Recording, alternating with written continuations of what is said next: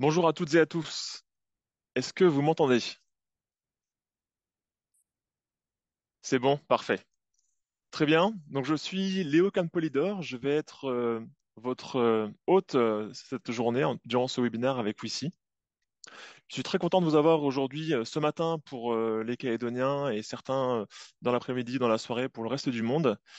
Évidemment, donc nous sommes quand même très heureux avec Wissy de vous avoir aujourd'hui puisque l'organisation de ce webinaire n'a pas forcément été facile suite aux événements récents. Je vais évidemment faire un point sur la Calédonie. Nous traversons actuellement des moments difficiles sur le territoire. Cependant, avec Wissy et l'ensemble de l'équipe organisatrice du Pacific Database Challenge, il nous tenait à cœur d'arriver au bout de ce webinaire, de l'organiser malgré tout, puisqu'on pense que cela peut vous donner un peu d'inspiration et surtout vous aérer l'esprit dans toutes ces difficultés. On pense aussi que la DataVis peut créer un monde meilleur. Durant de nombreuses crises, et notamment je pourrais prendre l'exemple de la crise Covid, vous avez sûrement dû faire face à ces cartes qui montraient là, par exemple la propagation du virus, le nombre de cas qui augmentait chaque jour dans les différents pays. Ces cartes ont ensuite été utilisées par les politiques pour prendre des décisions importantes. C'est pourquoi la data vise, la visualisation de données, peut aider, peut éduquer, peut informer et peut même éclairer, notamment à travers le fait de pouvoir vulgariser de l'information en transformant une information complexe en un simple visuel qui, en un coup d'œil, vous donne un message clé. Donc, merci à tous d'être venus aujourd'hui aussi nombreux sur ce webinaire. Nous avons 5 stars renommées de la data avec nous aujourd'hui, que j'ai déjà hâte de vous présenter, mais que je laisserai se présenter par la suite. N'oubliez pas, pour ceux qui ne l'ont pas encore fait, de choisir, bien choisir un langage pour ce webinaire. Quelques consignes en termes d'organisation. Durant la durée du webinaire, donc c'est-à-dire 2 heures, vous allez pouvoir poser des questions. Et on vous encourage à poser des questions. Il n'y a pas de questions stupides. Ça, c'est vraiment quelque chose de très important. Si vous pensez qu'une question est bête, je suis sûr qu'elle servira à quelqu'un d'autre. Notre objectif à travers ce webinaire, c'est vraiment de pouvoir vous permettre d'apprendre, d'en apprendre un peu plus sur la visualisation de données et évidemment de vous encourager aussi à participer au Pacific Database Challenge 2024, puisque ce webinaire est organisé à travers ce challenge. Donc sans plus tarder, je vais passer à la suite de cette introduction. J'espère que tout le monde est prêt pour ce webinaire et je vous encourage tous en tout cas à participer. Et pour les questions, en tout cas, 2 consignes. Vous pouvez soit poser une question dans le chat, simplement en écrivant votre question, ou alors vous posez votre question à l'oral en ayant au préalable levé la main sur l'outil Zoom. Voilà, donc j'espère que c'est clair pour tout le monde et je vais passer à la suite de la présentation. Donc, on ne change pas une équipe qui gagne. J'ai le plaisir encore une fois de présenter ma collègue Wissy Tao du gouvernement. Il faut savoir que ce Pacific Database Challenge, c'est la troisième édition de cette compétition. On commence à l'aimer, à le chérir. Et puis parfois c'est un peu compliqué, mais on a toujours beaucoup de plaisir en tout cas à organiser ce challenge chaque année. Donc Wissy Tao, elle est en charge de la donnée, responsable de la donnée au gouvernement. Et donc c'est une collaboration entre la communauté du Pacifique et le gouvernement de Nouvelle-Calédonie depuis maintenant 3 ans. Donc on sera vos hôtes tout au long de ce webinaire. Donc il faudra passer à travers nous si jamais vous avez aussi des soucis ou vous rencontrez des problèmes concernant le son ou autre. Concernant nos intervenants, nous avons donc 5 intervenants, 4 femmes et un homme. Donc nous avons notamment Ali Torban qui nous vient des États-Unis ou encore Kat Greenbrook qui nous vient de Nouvelle-Zélande. J'espère que je ne fais pas trop de bêtises concernant la prononciation.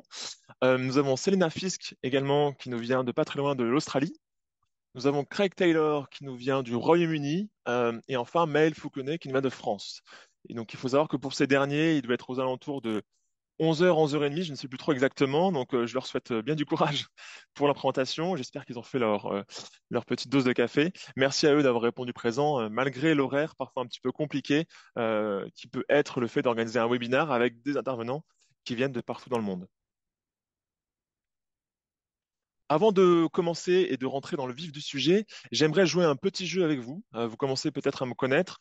C'est souvent simplement pour vous connaître davantage, connaître un peu plus notre audience et finalement qui vous êtes aujourd'hui dans nos différents auditeurs. Alors, vous avez simplement à utiliser ce QR code. Je laisse sinon ici mettre le lien autrement de Slido sur le chat et je vais vous partager mon écran qui vous permettra aussi de vous connecter directement sur Slido. On va faire juste simplement deux petites questions. Donc je quitte la présentation ici et je vais vous partager mon Slido. Hop, ça charge, ça arrive.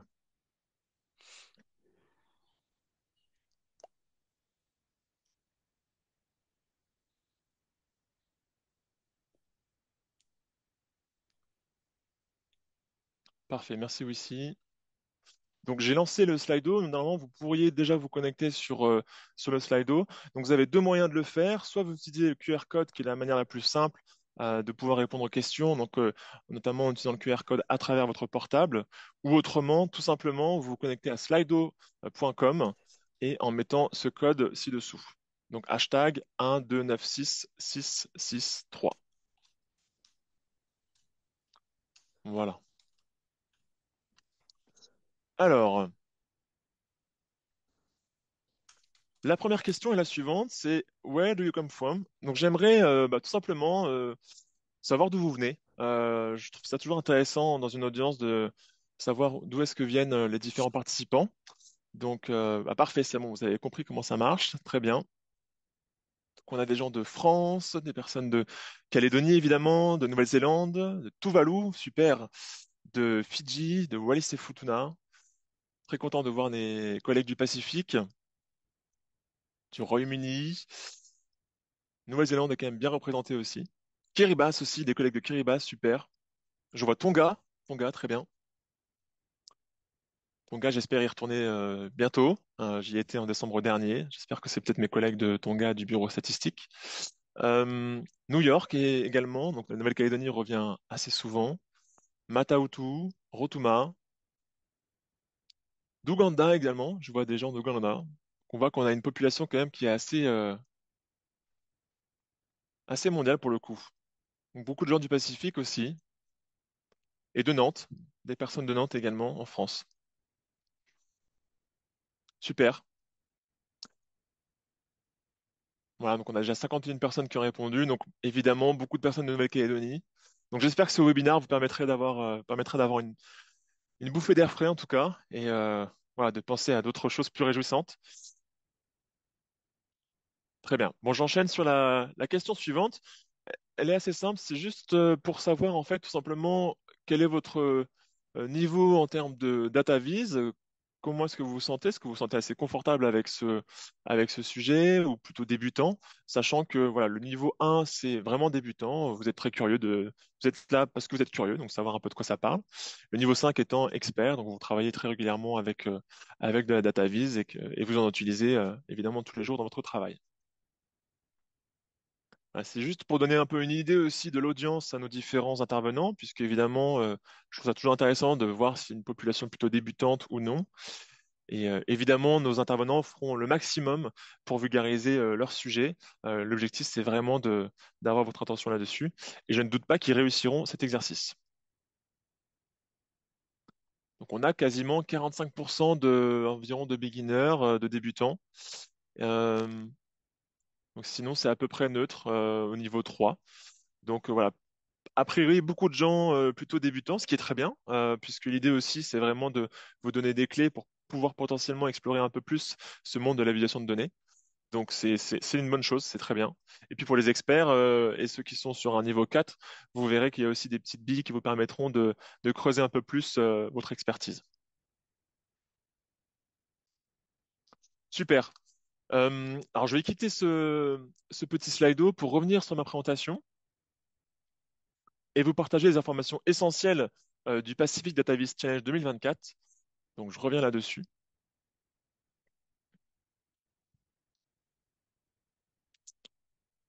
Hop,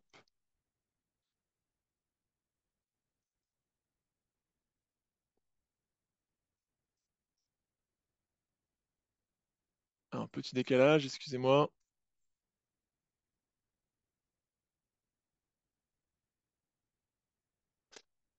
Voilà. Est-ce que vous voyez toujours mon écran ou ici, est-ce que tu peux me dire si c'est OK? OK, super. Alors, le Pacific Data Viz Challenge 2024. Concrètement, qu'est-ce que c'est et quels sont les éléments clés à retenir? Vous inquiétez pas, je ne vais pas faire trop long, on va commencer assez rapidement le webinaire ensuite. Simplement pour vous donner les informations clés, donc ce challenge, il a été ouvert le 1er mai et vous avez jusqu'au 30 juin 2024 pour participer à cette compétition. Alors, qui peut participer? Évidemment, tout le monde. On n'a pas de restrictions, même les mineurs peuvent participer.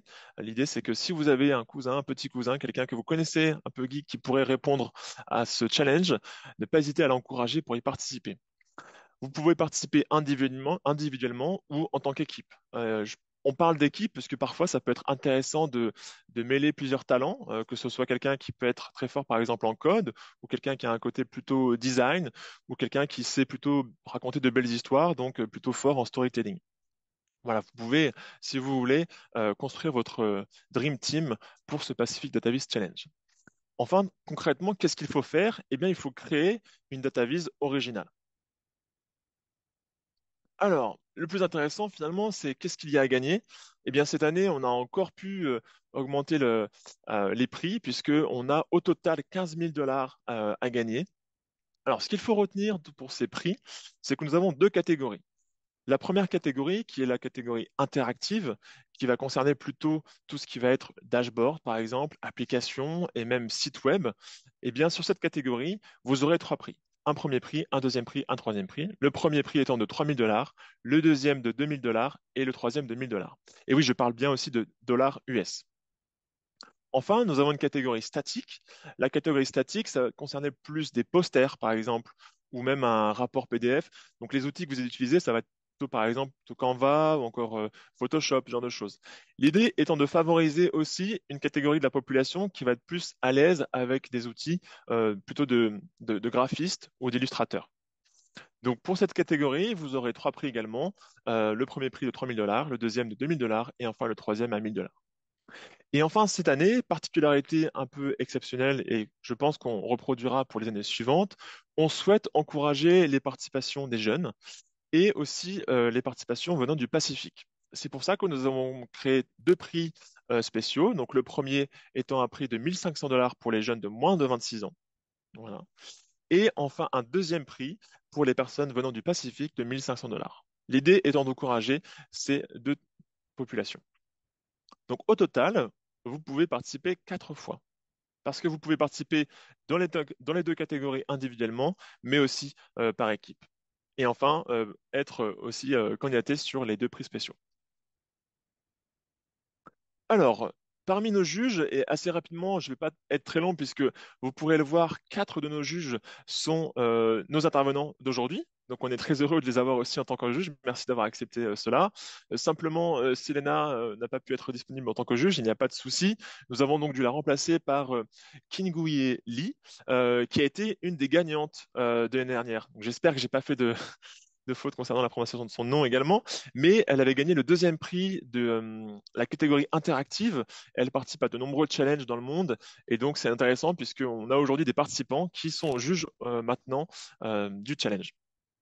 Les quatre critères sur lesquels vous serez évalué pour ce Pacific Data Viz Challenge, ça va être le storytelling, le design, l'innovation et les compétences techniques, la partie technique. Qu'est-ce que vous pouvez utiliser en tant qu'outil? Tout. Tout ce que vous pouvez utiliser. Là, encore une fois, le slogan de l'équipe, c'est qu'il n'y a pas de limite. On souhaite vraiment vous encourager à utiliser tous les outils qui sont disponibles pour vous. Donc là, on vous a donné une liste non exhaustive d'outils qui existent. Par exemple, les plus connus et propres à la visualisation de données sont Tableau, je vois encore Locker de Google, ou encore Power BI, mais évidemment, tous les langages de programmation aussi peuvent être utilisés. Enfin, tous les logiciels de création d'images comme Photoshop ou encore Canva, etc., etc. L'idée est vraiment ici que vous pouvez utiliser tous les outils que vous avez sous la main. Alors, c'était important aussi pour nous de communiquer le thème de cette année. Donc, on a décidé par rapport à l'année dernière qui était le thème de la nourriture. Donc, on avait des sujets propres à la sécurité alimentaire, par exemple, ou encore liés au changement climatique. Cette année, on a un sujet que je trouve aussi très inspirant et très intéressant, qui concerne gender inequality, donc les inégalités hommes-femmes. Pourquoi ce sujet finalement? Puisque déjà c'est un sujet très porteur et important dans le Pacifique, hein, mais qui est aussi vraiment important évidemment dans le reste du monde.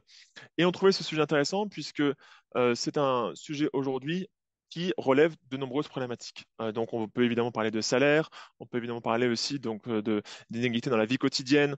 De manière générale, je pense que c'est un sujet sur lequel il y a beaucoup à faire et beaucoup à apprendre aussi. Et donc c'est pour ça qu'on a partagé de nombreux jeux de données sur notre site web que vous retrouverez directement sur notre site. Donc, chose importante, et avant que je termine, vous devez utiliser au moins un jeu de données qui est disponible sur notre site web. Au moins un jeu de données. C'est vraiment la règle sur laquelle on sera intransigeant. Donc, vous pouvez utiliser un jeu de données qui vient soit du Pacific Data Hub, donc la plateforme de données d'hébergement de la CPS, donc de la communauté du Pacifique, ou utiliser un jeu de données qui vient de DataGouv NC, donc la plateforme d'hébergement de données du gouvernement de Nouvelle-Calédonie. Voilà. Mais tous ces jeux de données, encore une fois, sont disponibles sur notre site web. Et si vous avez des questions, je pense qu'il y a suffisamment d'informations sur le site web, mais si vous avez toujours des questions, vous pouvez tout à fait remplir le formulaire de contact et poser votre question directement sur le site web. Et ensuite, vous pouvez utiliser n'importe quel jeu de données que vous souhaitez euh, par la suite. Enfin, comment participer? C'est assez simple. Vous avez simplement à soumettre votre data vise via le bouton qui est maintenant disponible sur notre site web, donc sur ce site pacificdatavisechallenge.org. Concernant la timeline, les différents événements qui ont eu lieu déjà, malheureusement, nous avons dû annuler par exemple la présentation aux étudiants donc à l'Université de Nouvelle-Calédonie, mais on peut voir que notre webinaire a été conservé et juste petit rappel évidemment, donc les soumissions devront être faites avant le 30 juin. Avant le 30 juin, donc à 11 heures du soir, heure calédonienne, et la cérémonie de remise des prix aura eu lieu le 12 juillet. Donc voilà pour les différents événements. Et maintenant, on va pouvoir passer à la suite. Ce qui vous intéresse le plus, j'en ai fini avec mon baratin et sur mon Pacific Database Challenge. Maintenant, je vais pouvoir laisser la parole à Selena Fisk, qui a le plaisir d'être parmi nous aujourd'hui. Et puis, juste si tu peux tester ta présentation, Selena. Mais sinon, je te laisse la main maintenant. Merci à tous et bonne écoute.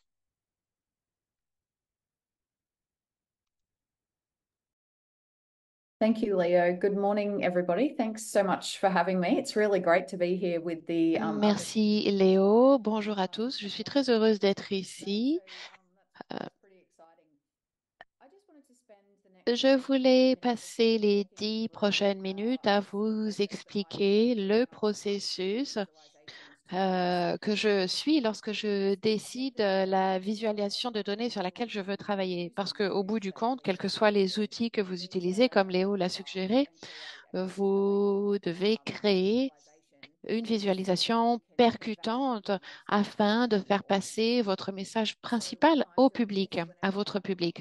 Et um, lorsque je le fais, lorsque j'ai un problème et que j'essaye de développer un graph tableau de bord, work and eh trying to bien, get je them conçois d'abord le tableau de bord using sur these papier slides, avec just un looking crayon. at pictures Et of je ne vais different pas countries utiliser de and diapo looking at aujourd'hui, images ce qui est un peu ironique dans un and webinaire sur la using visualisation pen de on données. paper Mais le fait is d'utiliser un the best papier, way to une feuille de create papier, un these crayon, settings because it's defaulted to French. Putting pen on paper is actually a le really fait good way d'utiliser un papier et to un crayon est une excellente first of manière all de prévoir votre visualization visualisation. Donc, je prends and un papier, scribble un crayon et je commence à annoter des idées qui me viennent à l'esprit. Lorsque j'examine un ensemble de données, j'essaye de voir quel est le principal message que l'on souhaite faire passer avec cette visualisation, qu'il s'agisse d'un tableau de bord, d'une infographie, quelle que soit la manière dont elle est conçue. Et le message clé doit motiver et éclairer la décision de visualisation parce que certaines visualisations sont plus appropriées pour faire passer certains messages que d'autres. Donc, lorsque l'on a une idée très claire du message que l'on veut faire passer à l'utilisateur, eh bien, l'on peut être un peu plus délibéré quant à la visualisation que l'on choisit. Et notre travail est celui de raconter des histoires, comme cela a été dit. Et j'essaye de m'insérer dans l'espace entre les personnes qui analysent les données, qui écrivent les rapports et les autres personnes dans l'organisation qui consomment les informations, qui utilisent ces tableaux de bord et ces rapports. Et les problèmes que j'entends souvent dans cet espace, c'est que les analystes et les personnes qui font la visualisation ne comprennent pas nécessairement le problème, le défi, et donc les rapports ou les infographies créées pour le public ne sont pas tout à fait adaptés. Donc, il est bon de rassembler ces parties prenantes et de les faire communiquer. Si on ne peut pas si on ne peut pas le faire, l'approche est toujours la même. Quel est le message clé et quelle est la meilleure visualisation pour faire passer ce message clé? Donc, par exemple, si vous voulez mettre en avant un écart entre différents ensembles de données, eh bien, il y a plusieurs visualisations disponibles. Par exemple, un graphique tel que celui-ci en cascade qui peut vous montrer les écarts dans les différentes mesures, où vous pouvez utiliser un graphique de type en forme de sucette. Et ce sont des conversations différentes, même mesure, même métrique, ou plutôt que de voir deux barres les unes à côté des autres. Si vous voulez comprendre l'écart ou la différence, utilisez ce type de visualisation est peut-être plus approprié. On veut faire passer une histoire dans le temps. Il est important de réfléchir, donc, y a-t-il d'autres éléments de contexte qu'il faut insérer dans les visualisations qui peuvent aider à comprendre les données? Est-ce que j'ai besoin d'une ligne de tendance mondiale, par exemple? Est-ce que je veux comparer la situation de mon pays avec la situation dans la région?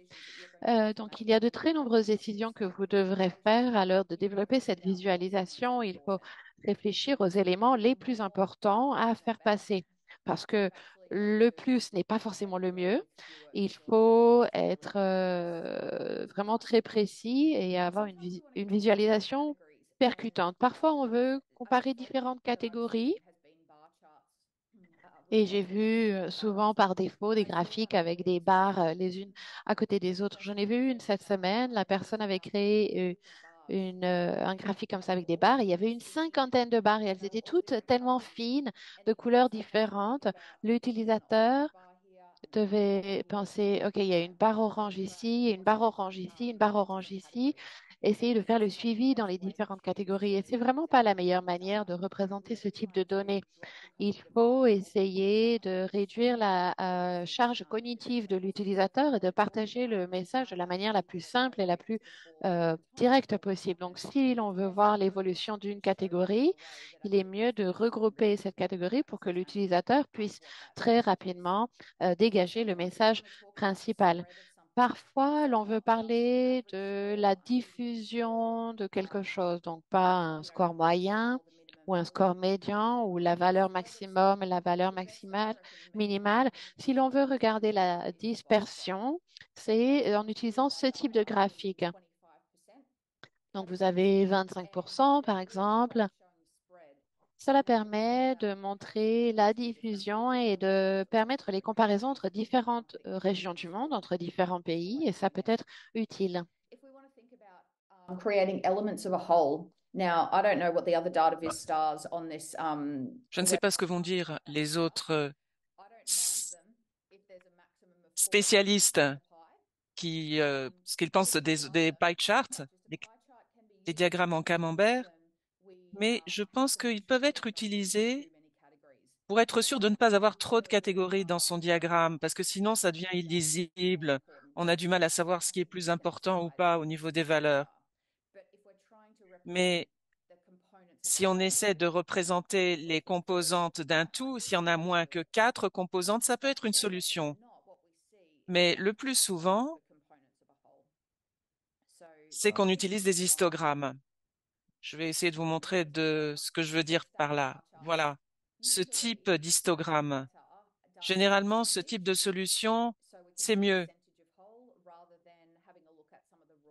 que les pourcentages. C'est mieux que de regarder simplement les données brutes. Si les données brutes se rapportent à différentes catégories, ça peut être difficile à visualiser. Avec les histogrammes, ça peut être plus simple. Comme je l'ai dit, donc, il faut trouver le bon outil de visualisation, la bonne solution. Tous les outils ne se valent pas. toutes les solutions ne se valent pas. Il faut se demander ce à quoi on tend. Qu'est-ce qu'on veut montrer au public, faire afin de permettre à la personne qui regardera ce diagramme ou cet outil de quoi on veut, ce dont on veut parler exactement. Dernière chose que je souhaiterais ajouter au sujet de la visualisation des données, c'est qu'il ne faut pas simplement ajouter des choses juste parce qu'on peut le faire. Il faut vraiment être très sélectif quand on choisit le mode de visualisation. Il faut bien utiliser les couleurs. Dans les différents logiciels ou sur des différentes plateformes, vous avez des couleurs de base et c'est pas forcément les bonnes couleurs à utiliser. Il faut se demander comment on peut utiliser les couleurs pour mettre en évidence des décalages, des tendances, etc. Il faut essayer d'être un peu créatif en matière de couleurs. Il ne faut pas utiliser simplement les couleurs de base. Aussi, souvent quand on regarde une data vise ou on lit ça comme un livre, de haut en bas, de droite à gauche. Donc, il faut que le plus important se trouve en haut à gauche. Les gens vont regarder ce data vise de la même manière qu'ils lisent un livre. Il faut donc le message le plus important, il soit en haut à gauche. Et ensuite, tout le reste, les choses moins importantes, doivent se trouver en bas du, du diagramme. Voilà, je vais m'arrêter là. S'il y a des questions, je me ferai un plaisir d'y répondre. Merci beaucoup, Selena, pour cette présentation. C'est vrai que c'était assez original avec les post-it, mais très intéressant. Alors, si vous avez des questions, vous pouvez lui poser des questions tout de suite, puisqu'il ne faut pas trop tarder, puisque Selena a un avion à prendre ensuite. Donc, c'est pour ça qu'on a dû la faire passer en première. Mais allez-y, si vous avez des questions, je vous laisse la main. Vous pouvez soit lever la main directement avec l'outil Zoom ou poser la question dans le chat.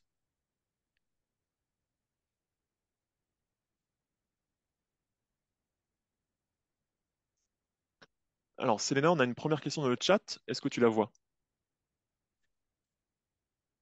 Yeah. Yes, I can. So colors. Oui, That's au it. sujet des couleurs. C'est une excellente question parce qu'il ne faut pas utiliser trop de couleurs. Moi, généralement, j'utilise 3 ou 4 couleurs dans la mesure du possible, parfois 5 au grand maximum. Mais j'essaie de faire en sorte également, si j'utilise un bleu, le bleu, le vert, le jaune, que j'utilise à ce moment-là la même teinte de bleu dans toutes mes visualisations, afin que ce soit le plus facile possible à interpréter par l'utilisateur. Donc, il ne faut pas utiliser différentes teintes d'une même couleur dans une même data vise. Voilà.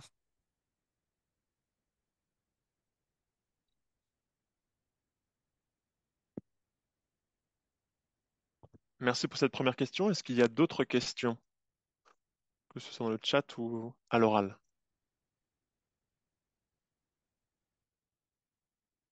Yeah, there's another one there Il y a about une autre question qui porte sur l'utilisation des images. Oui, c'est très important. On parle d'infographie, ça, on peut visualiser des informations de la sorte. Si par exemple, qu'on peut envoyer un message en disant 4 femmes sur 5, on peut utiliser des photos ou 4 icônes ou 4 ou 5 icônes, 4 d'entre eux étant colorés. Voilà une façon d'utiliser à la fois les couleurs et les images pour faire passer votre message.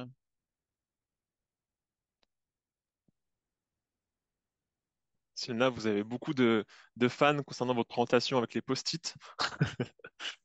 Est-ce qu'il y a d'autres questions également que vous souhaitez poser à Selena? No worries at all. Merci pour ces questions en tout cas, Fiona.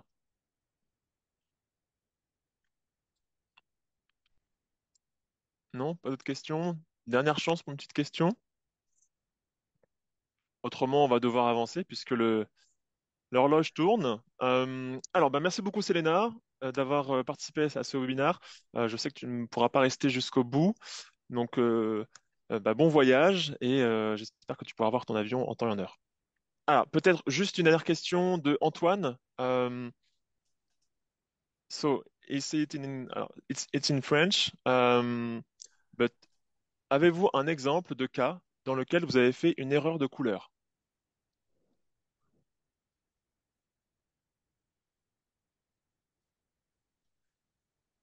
Good question. I've learned a Bonne question.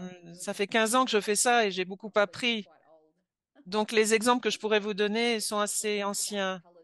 En fait, souvent, mes data-vises étaient trop colorées. Il y avait trop de choses. C'était trop fouillis. Et on dit souvent qu'il faut essayer de faire en sorte que ces visualisations soient plus sobres. Il ne faut pas qu'il y ait trop de couleurs. Il faut peut-être plutôt mettre l'accent en, sur une barre, par exemple, d'un histogramme en couleur, tout le reste est en gris, pour mettre l'accent sur le message qu'on veut faire passer. Mais moi, j'apprends encore tous les jours. Donc voilà, essayez de ne pas faire créer quelque chose qui soit trop fouillis, où il y ait trop de couleurs.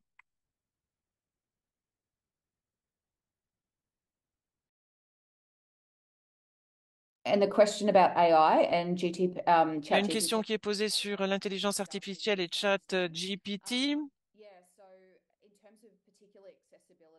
S'agissant de l'accessibilité, oui, j'utilise des outils pour faire en sorte que le contraste des couleurs soit le bon, que l'outil ou le produit soit lisible. Je travaille avec des gens justement qui ont des problèmes pour distinguer les différentes couleurs. Et parfois, avec ce type d'outil, justement, vous pouvez rendre le produit plus lisible. Donc, pour moi, c'est plutôt une question d'accessibilité pour tous.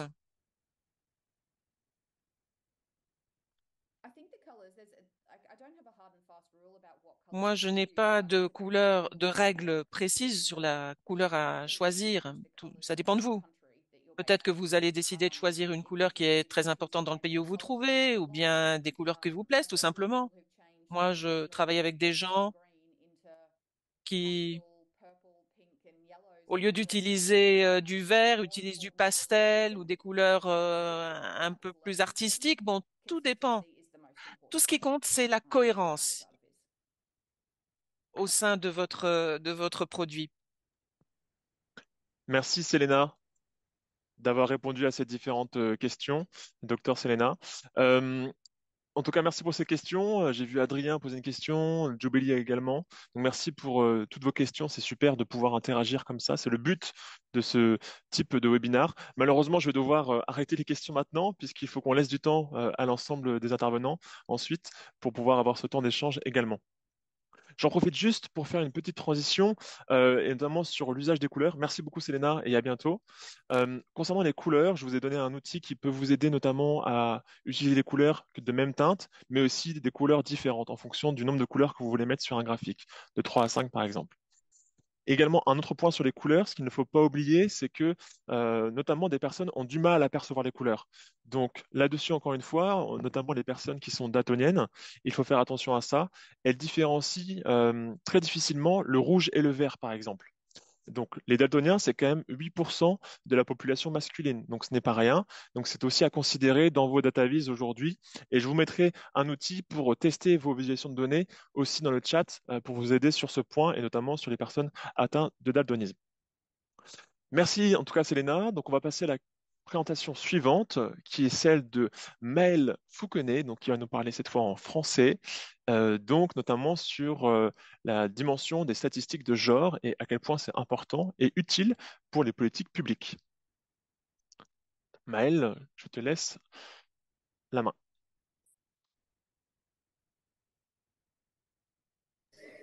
Merci beaucoup. Alors, est-ce que c'est bon pour vous? Est-ce que vous voyez l'écran?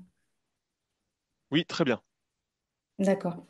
Alors d'abord, merci beaucoup de me recevoir et effectivement, vu le contexte dans lequel vous êtes, je me demandais ce qui allait se passer. J'espère que ça va se résoudre pour tout le monde du mieux possible. Je me présente très rapidement. Donc, Maëlle Fouquenet, je suis consultante Open Data pour une scope. qui s'appelle Data Activist. Je suis experte des données genrées, enfin des questions de genre. Je suis experte aussi de la transparence dans les algorithmes publics. Et j'ai un passé de journaliste où je travaillais beaucoup sur des programmes de data journalisme. Donc j'ai une grosse affinité avec tout ce qui est data et raconter des histoires. Là, je vais vous parler de comment les données genrées peuvent améliorer les politiques publiques et du coup la vie de la moitié de la population en plus de celle qui est déjà concernée en général, c'est-à-dire la population masculine. Pourtant, il y a autant d'hommes que de femmes à peu près sur Terre. Donc, c'est pour ça que j'insiste et que j'ai travaillé de manière un peu spécifique sur ces questions de genre. En 10 minutes, là, je vais essayer d'amener 3 points essentiels. On va parler un petit peu de sexe, on va parler de données manquantes et puis de ce qu'il y a derrière les données. Ce sont un peu des bullet points que je vous présente. On pourra échanger plus longuement si vous voulez. Il y a des questions, enfin voilà. D'abord sur le sexe, ou plutôt le sexe et le genre. Peut-être faire la différence, c'est quand même important. Donc, les questions genrées et les données genrées, ce sont des données brutes qui sont présentées de manière désagrégée et qui peuvent être quantitatives ou qualitatives. Désagrégées, ça veut dire ventilées. En général, c'est souvent ventilé par sexe, ça peut être ventilé par genre. La différence, le sexe, c'est une condition biologique à la naissance. Le genre, c'est la construction sociale et culturelle de l'individu. Donc ça, voilà, ça je voulais juste le poser au départ pour être sûr que quand après je présente des choses, vous comprenez bien ce que j'essaie de dire et qu'on soit tous d'accord. Le but du jeu, c'est de compter tout le monde, de ne laisser personne sur le côté. Et ça peut se traduire de manière très simple. Dans les cours d'école, par exemple, en France, ça fait très longtemps qu'on s'est rendu compte que les cours d'école étaient complètement occupés par les terrains de football. Et en fait, en travaillant sur les données d'occupation, on a essayé de créer des cours d'école différentes. Donc, les données genrées, ça sert à poser un constat, établir un état des lieux. Ça sert ensuite à développer des politiques publiques qui répondent à des spécificités. Ça permet de diriger les investissements et puis ça permet de vérifier si ce qu'on fait fonctionne. Donc, sur les cours d'école, par exemple, il y a de plus en plus d'écoles qui travaillent pour essayer de trouver des jeux et des activités qui vont inclure les garçons et les filles et non pas avoir 80% de la cour d'école avec un terrain de foot où il y a pratiquement que des garçons qui jouent. Et ça porte ses fruits, c'est-à-dire que les enfants jouent plus ensemble, garçons et filles, qu'avant. On a d'autres outils qui sont très intéressants sur ces questions de données genrées, c'est notamment tout ce qui est budget sensible au genre. Alors c'est un terme un peu barbare, mais l'idée c'est d'analyser toutes les dépenses qui sont faites et toutes les recettes et de voir à qui elles servent vraiment, qui sont les bénéficiaires.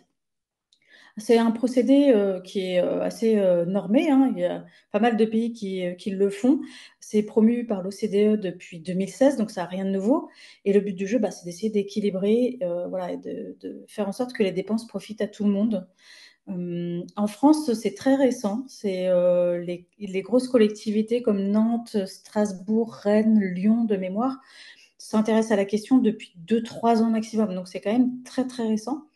Et premier résultat, par exemple, très concret, à Strasbourg, ils ont étudié la ligne de dépenses de la direction des sports. Ils se sont rendus compte que 88% des bénéficiaires de l'aide aux licences sportives, c'était des garçons. Donc, ils s'interrogent maintenant sur comment rééquilibrer les choses. Alors, il ne s'agit pas de couper les subventions aux licences, il s'agit de réfléchir autrement et de voir comment on peut rééquilibrer les bénéficiaires. Il y a plein d'autres exemples que je pourrais vous donner plus tard par chat, etc., si vous voulez. Le deuxième point, c'était les données manquantes, parce que pour faire ça, il faut avoir des données. Ça paraît basique, mais c'est quand même très essentiel et très important à rappeler. Et des données, il y a plein de secteurs où il en manque. Et pourquoi il manque ces données? Alors, ça peut être parce que juste, ça a été complètement impensé. On n'y a pas pensé. Je l'ai déjà entendu sur des fichiers où je m'étonnais que les colonnes n'étaient pas présentes ou mal remplies. Ça peut être très compliqué. Alors ça, c'est la fameuse excuse, on va dire, des hormones dans la recherche médicale. Ça marche avec les souris, ça marche aussi avec les femmes, malheureusement. Ça commence à s'améliorer, mais enfin, c'est quand même un gros problème. Ça peut être aussi parce qu'on n'a pas très envie ou parce que c'est trop cher. Alors, je vous ai mis des mannequins de crash test. Et par exemple, sur les crash tests d'automobile, il faut savoir qu'il n'y a pas d'obligation légale à faire des crash tests avec des mannequins femmes. Donc, ça ne se faisait pas. C'est très, très récent. Et en général, elles sont mises à la place du passager, pas du conducteur. Je ne sais pas pourquoi, parce que moi, je conduis moi-même ma voiture, par exemple, et aux États-Unis, 61% des acheteurs de voitures sont des acheteuses en réalité. Donc, je trouve ça assez fou. Il y a plein d'autres conséquences sur les accidents, les complications, etc. Mais voilà, données manquantes. Des fois, on a des données, mais elles sont pas analysées. Par exemple, là, il y a une étude qui a été menée en 2020, une méta-étude sur des études à propos d'essais de médicaments et d'implications sur les effets secondaires. Mais ils se sont rendus compte que 72% n'incluaient pas le genre, alors que la donnée existait dans les études, pardon, mais elles n'étaient pas analysées. Il y a des fois, on a les données, on les collecte, elles sont désagrégées, c'est super, mais en fait, elles ne sont pas utilisées. Par exemple, ou mal utilisées. Par exemple, l'algorithme de priorisation pour les greffes de foie aux États-Unis, qui s'appelle MELD, a été créé en 2002. On s'est rendu compte assez rapidement, en 2008, qu'en fait, les femmes étaient sous-priorisées par rapport aux hommes. On a assez vite compris pourquoi, c'est des histoires de biomarqueurs, enfin bon, il y a une raison technique compréhensible, mais ça a été modifié seulement en 2020 et pas totalement, puisqu'en 2022, il y a une équipe de scientifiques de Stanford qui a proposé d'améliorer encore l'algorithme. Donc je ne sais pas ce qui s'est passé entre 2008 et 2020, mais je m'étonne un peu de la latence de réaction, quoi. Alors, il y a une explication qui est quand même très intéressante, je pense, et pour un peu reculer de point de vue de juste la donnée, les fichiers, le CSV. Je cite Simone de Beauvoir qui, dans Le Deuxième Sexe, écrit qu'en fait, la représentation du monde est faite par les hommes à travers leur point de vue et qui confondent ça avec la réalité. Je trouve ça très intéressant et puis je vous laisse méditer là-dessus, mais je pense qu'il y a quelque chose à creuser. Et surtout, derrière ça, ce qu'il faut avoir en tête, c'est que quand il n'y a pas de données, il n'y a pas de problème. C'est Equality Insights, c'est une organisation australienne qui a fait ce petit graphique. Et ça se vérifie un peu partout. Par exemple, en France, les féminicides, on commence à en parler depuis qu'une association a commencé à les compter et que les médias s'en sont préoccupés. Donc pourquoi compter, pourquoi avoir des données, collecter des données pour que le sujet existe, pour qu'il devienne politique, pour pour qu'on fasse quelque chose à ce propos et que les autorités soient un peu obligées d'agir. Voilà, ça c'était sur la partie données manquantes. Dernier point, rapide, derrière les données, il y a tout ce qui est IA. J'imagine que vous m'avez un peu vu venir. Il y a par exemple Amazon qui en 2014-2015 utilise un outil mais qui va complètement écarter les femmes des postes de dev lors des candidatures parce qu'en fait l'algo est entraîné sur leur base de données d'employés et ce sont principalement des hommes. On a le Gender Shade qui démontre, c'est une étude donc de Joy Lamoine, oh là là, je le prononce très mal, je suis désolée. Mais écoutez, ces TEDx et ces interventions, c'est super, c'est très clair. Et en fait, il y a un vrai problème dans les reconnaissances faciales, particulièrement sur les visages de femmes, particulièrement les visages colorés et également particulièrement visages âgés. On a le même type de problème dans la reconnaissance vocale, ce qui veut dire concrètement, là, si je reviens sur la vidéo, aux États-Unis, il fallait passer des concours pour les étudiants avec des outils de visio qui refusaient parfois de reconnaître les candidats. Ça veut dire que les candidats ne pouvaient pas passer leur concours. C'est quand même très problématique. Sur la reconnaissance vocale, on a le même type de problème parce qu'il n'y a pas assez de données de femmes dans les datasets. Et du coup, j'imagine que peut-être un jour, je ne pourrai pas parler à ma voiture parce qu'elle ne me reconnaîtra pas, ce qui est déjà un peu le cas, hein. Dernier petit exemple très rapide, parce que j'ai déjà dépassé de 40 secondes. Derrière les données, il y a aussi toutes les bases de données d'entraînement des IA et des IA génératives qui reproduisent des biais et des stéréotypes. Ce que je voudrais juste souligner, et je m'arrête là après, les key points, il nous faut plus de données genrées. Il faut faire attention parce que ces données servent à entraîner des algorithmes. Ces algorithmes impactent la vie quotidienne de beaucoup de gens. Et donc, ce qu'il faut, je pense, en tout cas, il faut se poser des questions sur les pratiques, les méthodes, les données qui sont utilisées, les algorithmes. Et puis, il faut plus de femmes. Ça, c'est essentiel. Il faut plus de femmes dans la science, dans le code, dans l'informatique, dans la data vise. Parce que si on n'est pas là pour parler, eh ben, ça marche beaucoup moins bien, on est moins pris en compte. Et ça n'est pas juste une question de responsabilité des femmes. Lorraine Klein le dit très bien dans son livre. C'est une responsabilité collective. Voilà. Merci beaucoup. Merci beaucoup, Maëlle, pour cette présentation hyper inspirante. Honnêtement, on aimerait vous donner 30 minutes, mais on n'a pas assez de temps. C'est super intéressant. Moi, j'ai évidemment plein de questions, mais je vais laisser d'abord les participants en poser. Juste petit point technique, pour ceux qui veulent poser des questions, mais directement à l'oral, vous pouvez cliquer sur les trois petits points. Donc moi j'ai la version en anglais, les trois petits points mort ou plus, j'imagine en français, pour ensuite cliquer sur réaction tout en bas et ensuite lever la main si vous souhaitez poser une question directement à l'oral, ce qui peut être un peu plus sympa aussi de vous entendre.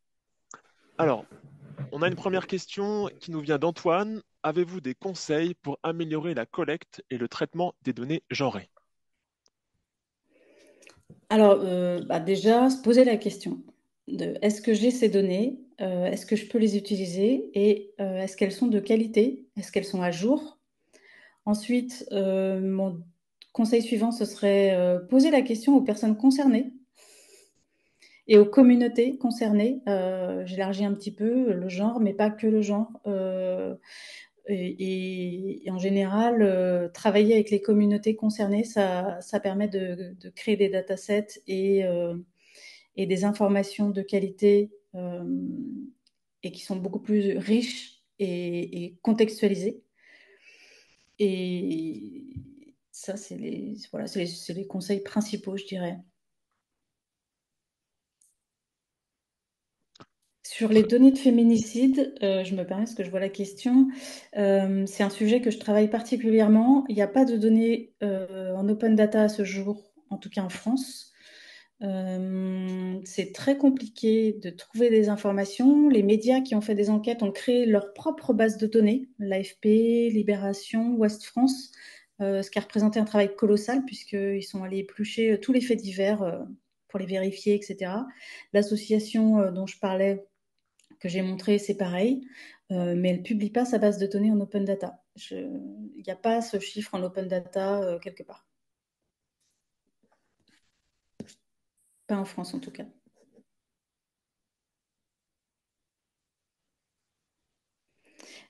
Pourquoi c'est compliqué? Alors c'est compliqué d'abord parce que tout le monde n'est pas d'accord sur le terme. Féminicide, les associations vont compter d'une certaine manière, la police va compter d'une autre manière, la police va compter les femmes tuées par leurs compagnons ou ex-compagnons, les associations vont compter plus largement si c'est un membre de la famille, si c'est un cousin, si c'est l'auteur du crime, et puis peuvent aussi compter encore plus largement juste une femme tuée par un homme, ça peut être compté aussi. Donc tout dépend en fait de qui compte et comment l'institution ou l'association compte. Il y a aussi les assos comptent par exemple les personnes trans, la police ne les compte pas. Merci Maëlle. J'avais une autre question de mon côté. Vous nous parliez d'autres exemples au début de votre présentation que vous ne pouviez pas donner par manque de temps. Est-ce que vous pourriez nous donner d'autres exemples? Ça m'intéresse, je suis assez curieux. Alors, des exemples sur quoi précisément? Vous avez déjà quelque chose en Oui, tête ou... oui, vous parliez notamment, je me souviens, quand on avait pu discuter avant, d'un exemple sur les médaillées françaises. Oui, alors la France s'est rendu compte en 2020 ou 2021 que le pays sous-performait au JO. On est dans la thématique de l'actualité proche là. Et ils se sont rendus compte que c'était notamment du côté des médailles féminines qu'on n'avait pas des très bons résultats par rapport aux pays équivalents. Et ils se sont décidés pour créer un laboratoire de recherche à l'INSEP qui s'appelle Empower. Et le but du jeu, c'est d'améliorer le nombre de médailles au JO. Alors, ceux de 2024, je pense que ça va être un peu juste parce que ça a été créé en 2020 ou 2021, mais ça sera pour les JO d'après. Et le but du jeu de cet institut, c'est de faire du suivi longitudinal des athlètes en prenant en compte les spécificités féminines, par exemple les hormones, les règles, etc. Parce qu'on sait que à certaines périodes du cycle, les athlètes féminines vont plus se blesser au niveau des tendons. Enfin, voilà, il y a des typologies de blessures à certaines périodes du cycle qui apparaissent plus. Donc, il faut varier les charges de travail, travailler différemment. Et ça, c'est incroyable, mais c'était pas pris en compte avant 2020. Je n'en reviens toujours pas, mais alors qu'il y a des disciplines individuelles où les coachs le font depuis 20 ans, 30 ans, ça se fait dans les pays anglo-saxons depuis très longtemps aussi, mais là, c'était pas du tout organisé ni institutionnalisé. Comme quoi, il y a encore du travail. On a une super question dans le chat. Je te laisse la lire, Maëlle. Oui, alors, dans certaines enquêtes sur les comportements de santé, nous collectons les données genrées avec possibilité de réponse hommes, femmes, autres. Mais que faire des personnes ayant répondu autres? Nous sommes souvent embêtés dans les analyses. Est-ce que nous devons obliger les enquêtés à choisir seulement entre hommes et femmes? Bah, j'ai envie de dire non. Surtout si c'est des questions de santé, il y a effectivement une façon de poser les questions et de proposer des réponses qui va ouvrir à des analyses différentes. Et si vous contraignez à homme-femme, vous n'aurez pas une vision correcte et réelle de la façon dont la personne se représente et comment elle se vit. Et en termes de comportement de santé, bah, vous n'aurez pas tous les éléments de contexte, vous ne pourrez pas comprendre certaines problématiques ou vous allez passer à côté de certaines informations. Donc, je pense qu'il ne faut pas du tout restreindre à homme-femme. Après, il faut réfléchir en fonction de l'analyse et de la typologie de l'analyse que vous souhaitez mener. Quelles informations vous sont nécessaires? Est-ce que c'est une information biologique du sexe de la personne ou est-ce que c'est un comportement? Je parle par exemple en santé, si vous travaillez sur de la prévention, et ben le genre sera probablement plus intéressant parce que la prévention, vous êtes dans le comportement et donc plus dans comment les gens se sentent et se représentent et donc agissent, ce qui ne va pas être forcément la même question sur un sujet très basé sur la biologie. Et à ce sujet, je me permets de souligner qu'il y a un très très bon webinaire que j'avais suivi il y a 2-3 ans du John Hopkins Institute. Il faudrait que je retrouve les liens et puis je vous les ferai passer, qui traite spécifiquement des questions de genre dans la santé, des questions de données de genre et de santé. Merci, Maëlle. Donc oui, avec plaisir, si tu peux nous partager ce lien. Merci, Elodie, pour cette question très intéressante. J'ai une autre question, je me permets, avant peut-être qu'on clôture les questions. Est-ce que tu as pu travailler de près ou de loin avec les politiques pour les interpeller finalement sur ce sujet quand même assez crucial, notamment sur le manque de données pour les femmes et sur leur importance pour les politiques publiques? Alors, c'est pas encore, pas de manière aussi évidente. Disons plutôt que j'amène le sujet régulièrement sur la table pour en parler. Ce qui me semble être le premier pas essentiel à faire et qui n'est pas forcément simple. Et pourtant, quand on le fait, je le vois dans des formations, par exemple, sur l'acculturation à la donnée, où le genre n'est pas le sujet, hein, c'est vraiment la donnée en général. Et j'ouvre cette petite fenêtre et les gens s'engouffrent et participent de manière hyper volontaire et débattent entre eux très naturellement en fait. Donc il y a des vraies questions et il y a des vraies envies de partager des informations ou des points de vue là-dessus. Donc je pense que le sujet est mûr, les politiques pas autant que les citoyens et les gens qui font de la donnée manifestement, mais il faut les aider un petit peu quoi. Merci. On a une dernière question dans le chat qui nous vient de Jubilee. Je te laisse y répondre, Maëlle. Alors, quel impact les données genrées ont-elles eu sur l'amélioration des services de santé publique? Il y a des impacts concrets, il y en a plein. Déjà, il faut se rendre compte et identifier les problématiques spécifiques aux femmes, par exemple, pour pouvoir les traiter. Concrètement, pendant très longtemps, on a considéré qu'une femme qui avait mal à la poitrine, au bras, qui ne se sentait pas bien, bon, bah, ça allait lui passer, ou que si elle se sentait mal, ça allait lui passer, c'était hormonal, etc. On s'est rendu compte qu'en fait, par exemple, les AVC n'avaient pas les mêmes symptômes chez les hommes et chez les femmes. Donc forcément, on avait l'impression que l'AVC, c'était quelque chose de très masculin. Or, quand on a déplacé le champ de vision et qu'on a identifié les symptômes qui correspondaient à l'AVC chez les femmes, on s'est rendu compte que les femmes faisaient aussi des AVC et elles en faisaient plein, mais qui n'étaient pas diagnostiqués. Donc, par exemple, voilà, avoir cette connaissance, ça permet de réévaluer l'approche médicale et de pouvoir prendre en charge les femmes correctement sur des types de maladies comme ça. On s'est rendu compte pendant les canicules que les femmes étaient beaucoup plus impactées en termes de mortalité et on ne sait pas pourquoi. Pour l'instant, il y a des pistes, mais on n'a pas de raison très explicite et claire sur pourquoi les femmes meurent plus pendant les canicules que les hommes. C'est pas juste parce qu'il y a plus de femmes vieilles, hein. Je le dis tout de suite. Si certains y pensent, c'est à proportion égale. Il n'y a pas d'explication sur la surmortalité. Donc voilà, l'importance des données genrées, c'est de pouvoir voir ce qui se passe, se rendre compte qu'à un moment, il y a une différence et essayer de comprendre pourquoi il y a cette différence pour pouvoir y remédier, la traiter, améliorer les choses. Merci beaucoup, Maëlle, en tout cas pour cette nouvelle réponse. Malheureusement, je vais devoir arrêter les questions pour qu'on puisse continuer sur les autres intervenants.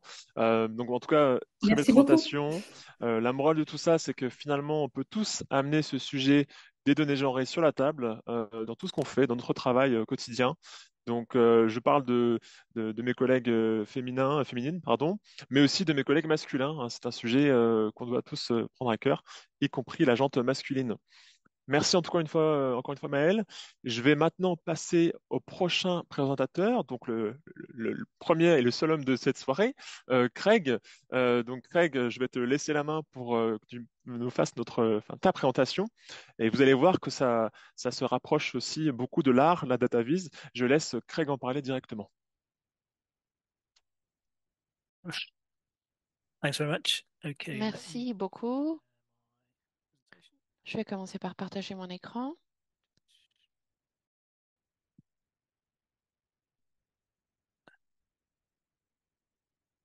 Okay, I hope you can all see that. Voilà, j'espère que vous pouvez tous voir. Ça fonctionne. Parfait, merci. Hello everybody, I'm Craig Taylor and I head up the... Bonjour à tous, je suis Craig Taylor.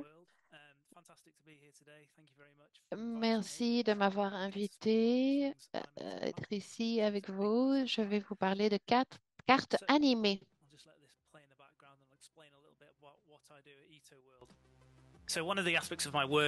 L'un des aspects de mon travail à Eto World, l'entreprise pour laquelle je travaille, c'est la production de ces visualisations cinématiques qui présentent les données de manière extrêmement intéressante. Nous travaillons avec tout type de clients, des conseils locaux, TomTom, entreprises de GPS, etc., Facebook. L'idée de ces visualisations est d'engager, de donner des informations et d'éclairer les décisions. On essaie de créer ces animations qui sont percutantes visuellement, suffisamment pour attirer l'attention et engager les personnes dans ces données. Nous utilisons des logiciels propriétaires, nous utilisons des données énormes, des volumes énormes de données. Plus important, nous nous considérons comme des narrateurs. Les visualisations que vous réalisez sur des données que vous comprenez ou non, au bout de la visualisation, vous devez normalement bien comprendre les données que vous montrez.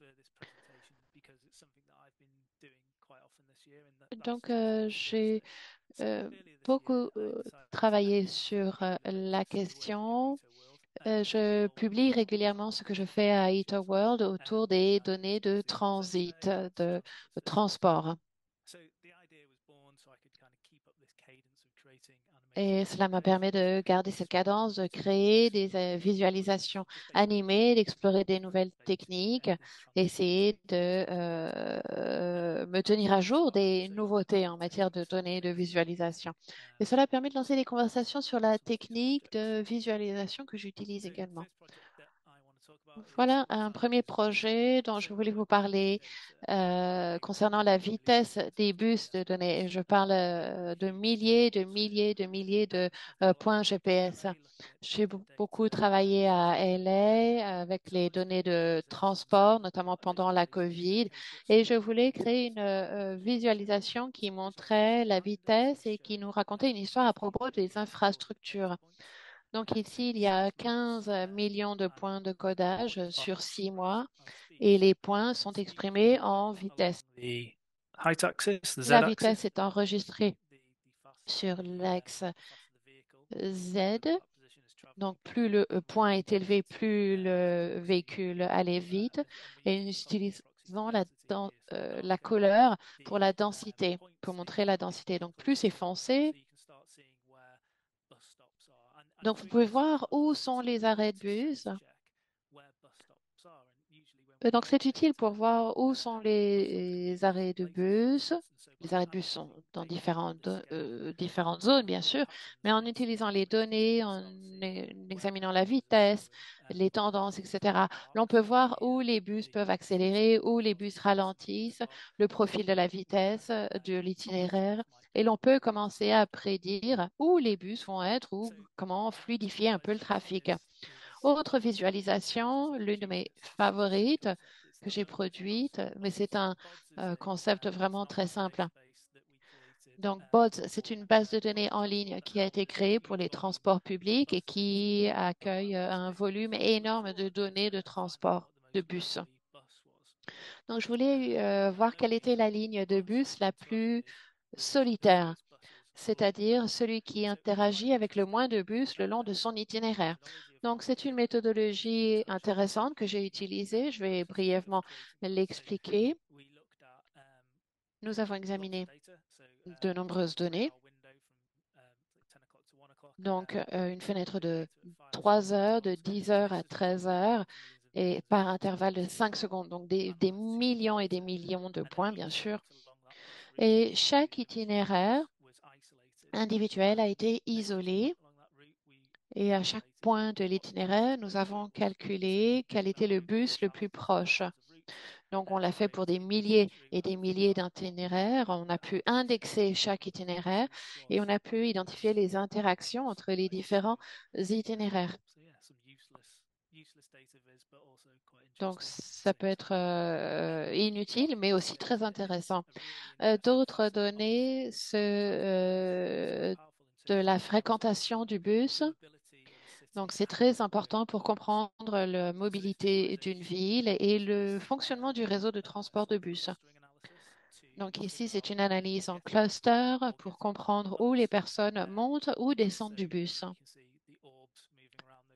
Donc, vous pouvez voir ces billes avec les arrêts de bus isolés qui récupèrent ou qui déposent des passagers et vous voyez le nombre de petites billes bleues qui représentent le nombre de personnes qui montent ou qui descendent du bus.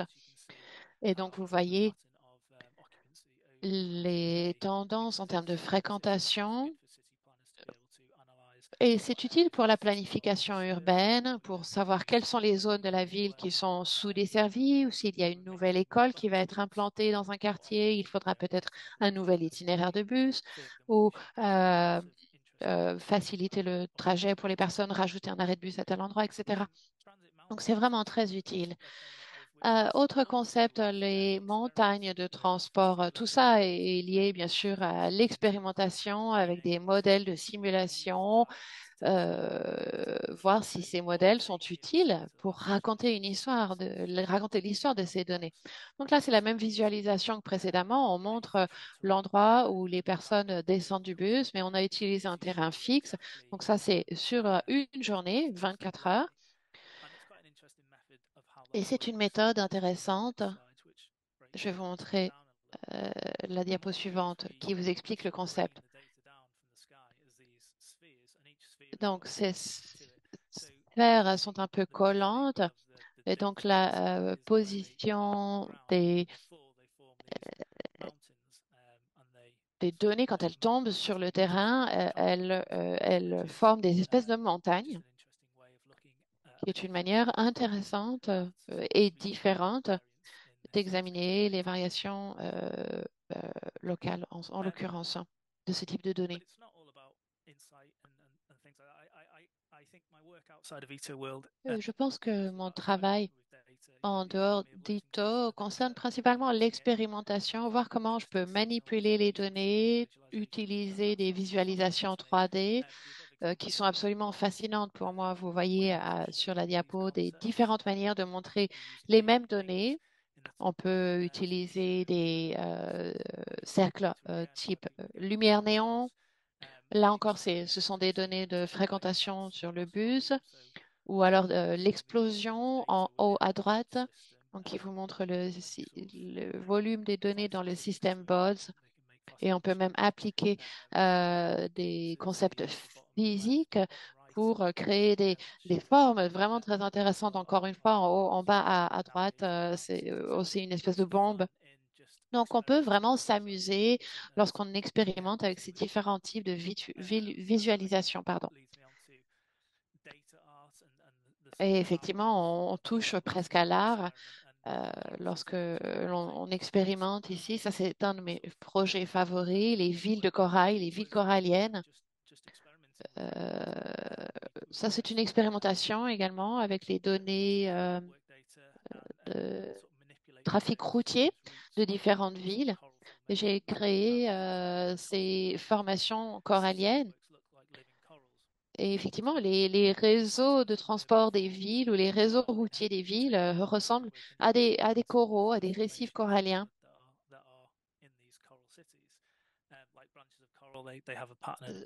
Donc, toutes les branches de corail ont une fonction, un modèle, une tendance, et ça devient un peu plus conceptuel, bien sûr, mais tout cela est fondé sur des données spatiales réelles et a une certaine signification, et cela me paraît vraiment fascinant et c'est vraiment très amusant.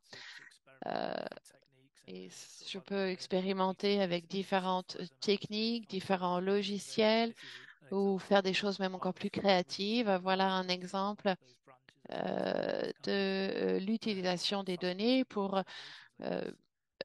vraiment montrer les tendances et sur les différentes branches des coraux, par exemple. Je m'excuse, j'ai été extrêmement rapide. J'aurais voulu ralentir un peu pour faciliter le travail des interprètes. Je peux maintenant prendre des questions.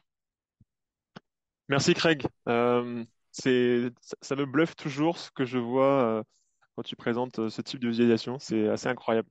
Tu as de super commentaires déjà dans le chat. Et une première question d'Adrien, si tu peux y répondre, Craig.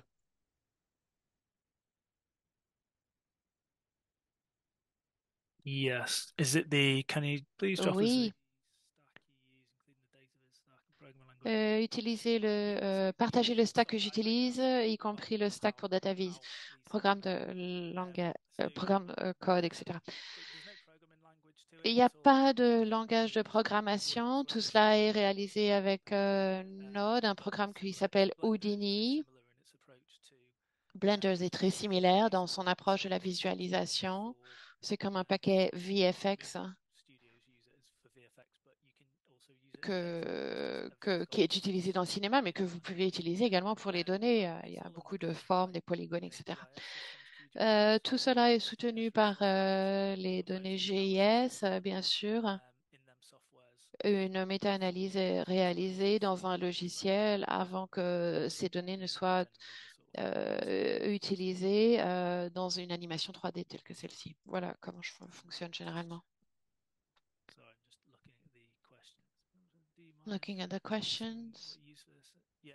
Je regarde les questions, excusez-moi.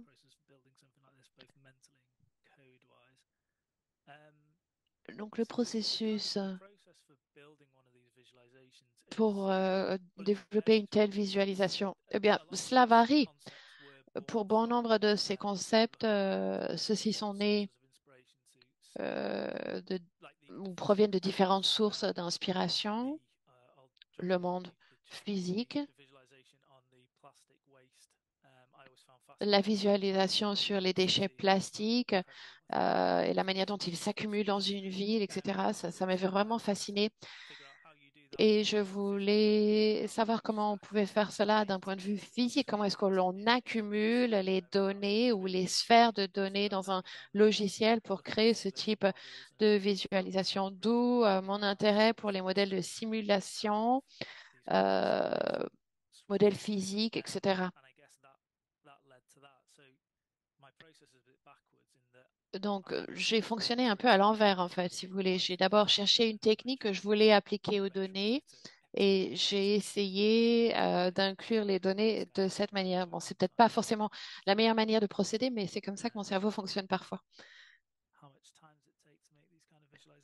De combien de temps avez-vous besoin pour faire ce type de visualisation? Eh bien, cela varie.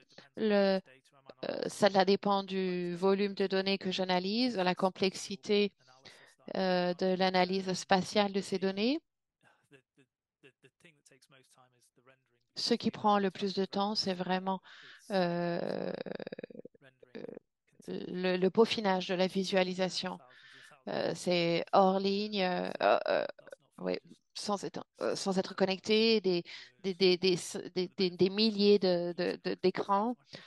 Mais bon, je suis devant mon écran, devant mon ordinateur.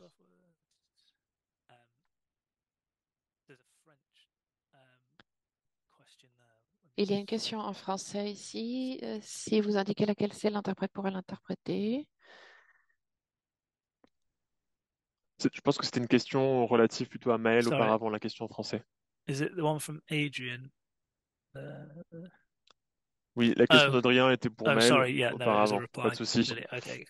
Mais il y a de nouvelles questions encore. Okay. Do you act as a consultant? I mean, if there's an API, is it possible to create Est-ce a que project? vous agissez comme consultant ou est-ce que vous avez un API? Oui, je travaille avec de nombreuses personnes très variées. Si vous avez des données, vous souhaitez les visualiser comme je vous l'ai montré, bien sûr, n'hésitez pas à vous mettre en contact avec moi. Est-ce que le GPS peut être utilisé pour les coordonnées, les points, pour les nuages de points, par exemple? Oui, l'un des projets que je voulais vous montrer euh, concerne mes propres données. J'avais un petit chien et je lui ai attaché un petit tracker GPS autour du cou parce qu'il y a une zone de conservation naturelle autour de moi et il s'amuse beaucoup. Donc, je voulais savoir où est-ce qu'il allait dans ce petit parc et c'était vraiment fascinant. Et le projet est devenu beaucoup plus grand. J'ai impliqué d'autres personnes dans mon village et j'ai utilisé de nombreux points GPS et j'en ai fait de nombreuses visualisations. Je me suis beaucoup amusée. Effectivement, le GPS est fantastique et vous pouvez même collecter vos propres données. Qui est le public type pour ce type de visualisation? Est-ce que vous avez besoin d'une formation supplémentaire pour comprendre l'histoire des données? D'un point de vue des entreprises, les données, par exemple, TomTom veut raconter une histoire. Et ils ne sont pas tout à fait sûrs de la manière dont ils veulent présenter les données. Donc, on a la partie marketing de la visualisation également. Et nous avons des personnes qui font de la modélisation pour les transports, par exemple, qui ont des ensembles de données extrêmement importantes pendant une très longue période de temps et ils s'adressent à nous pour les aider à visualiser ces ensembles de données gigantesques et les aider à produire leur propre modèle ensuite. Et ensuite, ils peuvent peaufiner, affiner leur module. Donc, on agit effectivement en tant que consultant, on aide les personnes à comprendre leurs données. Mais on a souvent des clients qui viennent nous voir, ils ont des données, mais ils ne savent pas que ces données ont une histoire à raconter ou ils ne savent pas quelle est l'histoire que ces données peuvent raconter. Donc, on appelle ça la phase de découverte des données. On obtient les données, on les ingère, on les euh, euh, intègre et on essaye de raconter, de les aider à raconter cette histoire. Donc, il y a de très nombreux besoins différents. Et ce que je fais sur mon temps personnel, bien sûr, c'est vraiment juste pour m'amuser, souvent pour les réseaux sociaux d'ailleurs. Merci Craig pour ces différentes réponses. Merci à toutes ces questions donc de Fiona. J'ai vu Adrien en poser de nouveau, avec Anderson également. Donc c'est top hein, qu'on puisse interagir encore une fois. Craig, je pense que ça intéresserait tout le monde de savoir où est-ce qu'on peut tout simplement consulter un peu ces visualisations de données, si elles sont disponibles en tout cas publiquement, ou même est-ce que potentiellement tu as un compte GitHub que tu pourrais nous partager pour suivre aussi un peu tes créations. Yes, I can. Yeah, Oui, tout à fait. Je vais mettre quelques liens dans la boîte de dialogue. Super, merci Craig. Donc encore une fois, hein, c'était toujours assez intéressant de voir tout ça. Je trouve ça très très beau et c'est vrai que visuellement c'est toujours assez impressionnant. Donc merci d'avoir présenté tout ça, Craig. Alors, sans plus tarder, puisque le temps file, je vais passer cette fois la main donc à Kat. Kat, donc tu peux maintenant partager ta présentation. Kat va nous parler de pourquoi finalement visualiser votre donnée.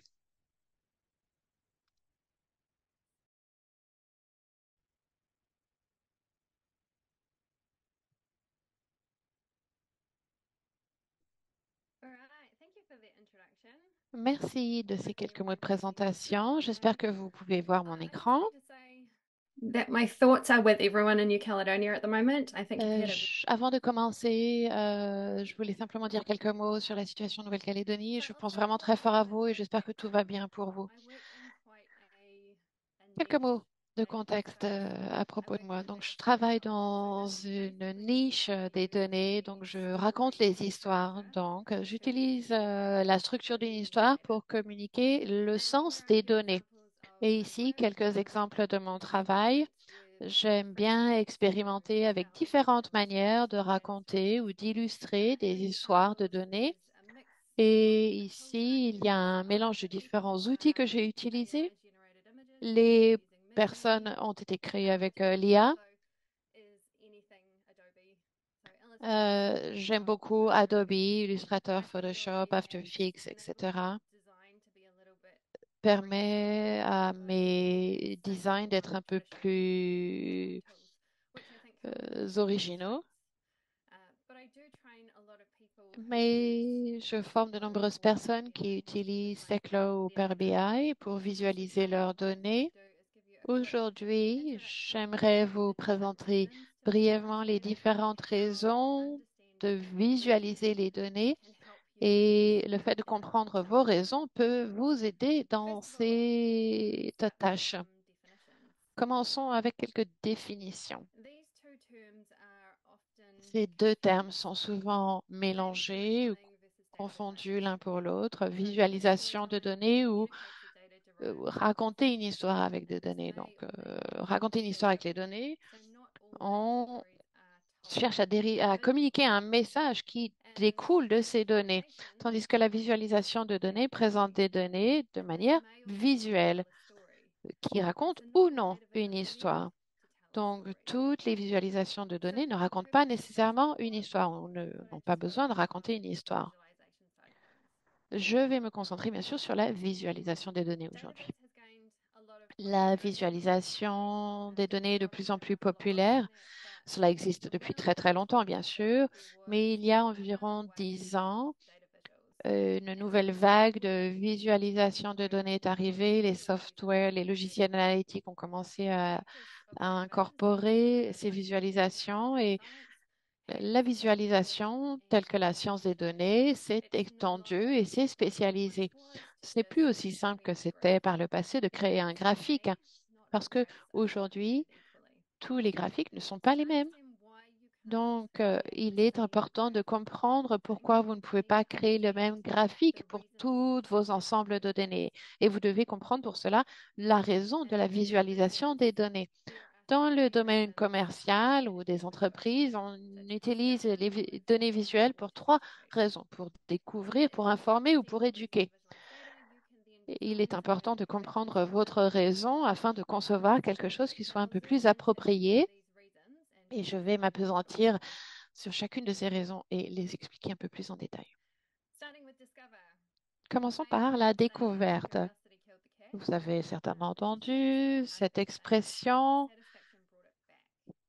La curiosité est un vilain défaut, mais la satisfaction ne l'est pas. Et donc, lorsque vous êtes complètement immergé dans votre processus, la curiosité prend le dessus et vous créez des graphiques après graphique aussi rapidement que vous pouvez le faire. Durant ce processus, vous visualisez les données pour découvrir ou pour comprendre le message. Ces visuels sont un peu confus, ont des couleurs de l'arc-en-ciel, n'ont aucune métadonnée associée. Et je suis là pour vous dire que ce type de visualisation de données, ce graphique à barre, euh, appelé vomi même parfois, c'est OK, c'est pas un problème. Si vous êtes les seules personnes à les faire, si vous créez des visuels de données pour découvrir l'histoire ou le message, le public, c'est vous. Vous pouvez donc faire ces graphiques pour vous-même. Il n'y a aucune règle à respecter en la matière. Les visuels de découverte sont ceux que vous créez pour vous. Ils font partie du processus analytique des données. Les deux autres raisons, informer et éduquer, sont des formes de communication des données et sont créées pour d'autres personnes que pour vous-même. Autre raison commune pour créer des visuels de données, pour informer. Et c'est peut-être évident, mais c'est le seul objectif de ces visuels. Très souvent, nos données sont conservées dans l'obscurité à cause du bruit des données lorsqu'il y a d'importantes métriques qui sont entourées par d'autres métriques moins importantes ou à cause du système. Peut-être que vos données sont conservées dans des systèmes très complexes que l'on ne peut pas accéder. Si vous créez une visualisation de données pour informer, vous essayez de mettre ces données à la lumière de tous, à la vue de tous. En d'autres termes, un graphique d'information est censé mettre les informations à disposition aisée, facile d'accès.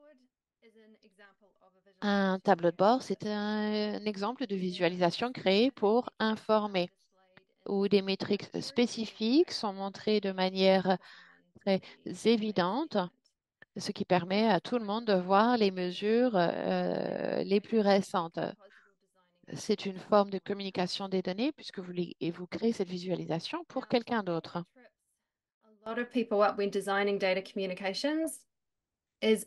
y a un élément un piège dans lequel on tombe souvent, c'est de se surestimer.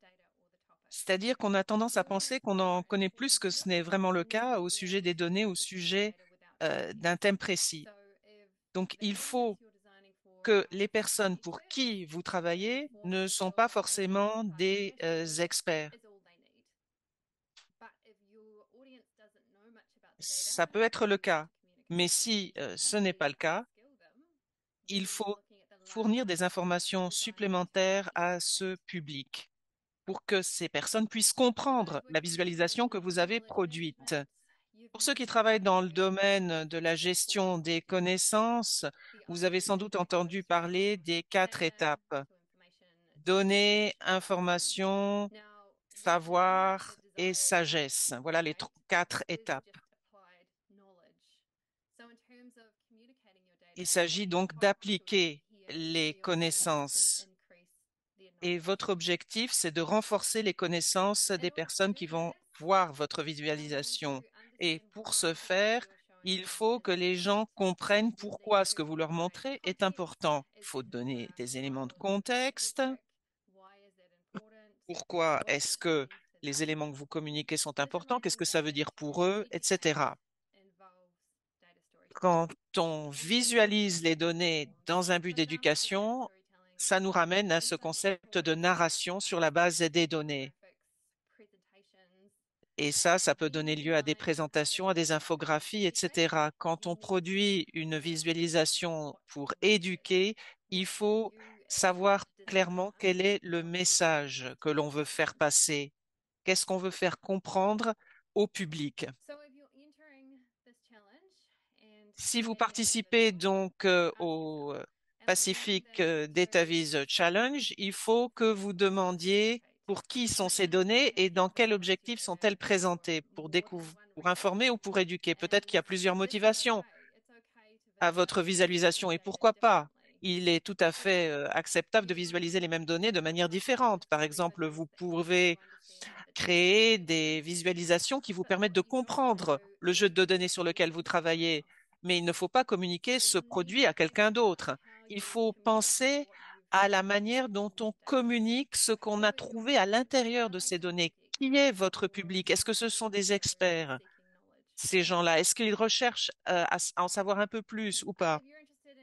Si ce que je vous dis, ce que je viens de vous dire vous intéresse, eh bien, vous le retrouverez au chapitre 1 du manuel sur le narrateur des données. Vous pourrez télécharger gratuitement le premier chapitre de ce livre. Voilà, j'en ai terminé et si vous avez des questions, je me ferai un plaisir d'y répondre. Merci Kat pour cette présentation. Et donc en effet, Kat est aussi l'autrice de ce livre qu'elle vient de vous présenter, qui peut vous permettre de vous donner un nombre incalculable de tips pour créer justement une bonne data vise. Alors Kat, vous avez une première question dans le chat. Je vous laisse la lire et y répondre.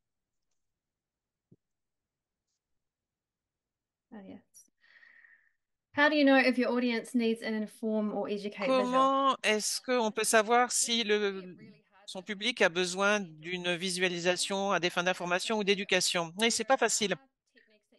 Mais il y a des techniques qu'on peut utiliser pour déterminer ce qu'attend votre public. Mais parfois, si votre public, c'est des gens avec qui vous travaillez, vous les connaissez, vous savez comment communiquer, mais il se peut que dans d'autres contextes, vous n'ayez aucune idée du niveau de connaissance de votre public sur un thème particulier. Donc là, il va falloir peut-être faire des hypothèses.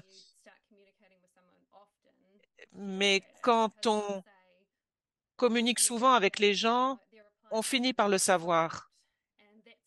Parce que parfois, vous allez communiquer des données et on va vous répondre « et alors ?» Donc, ça vous indique qu'il va falloir fournir des informations supplémentaires.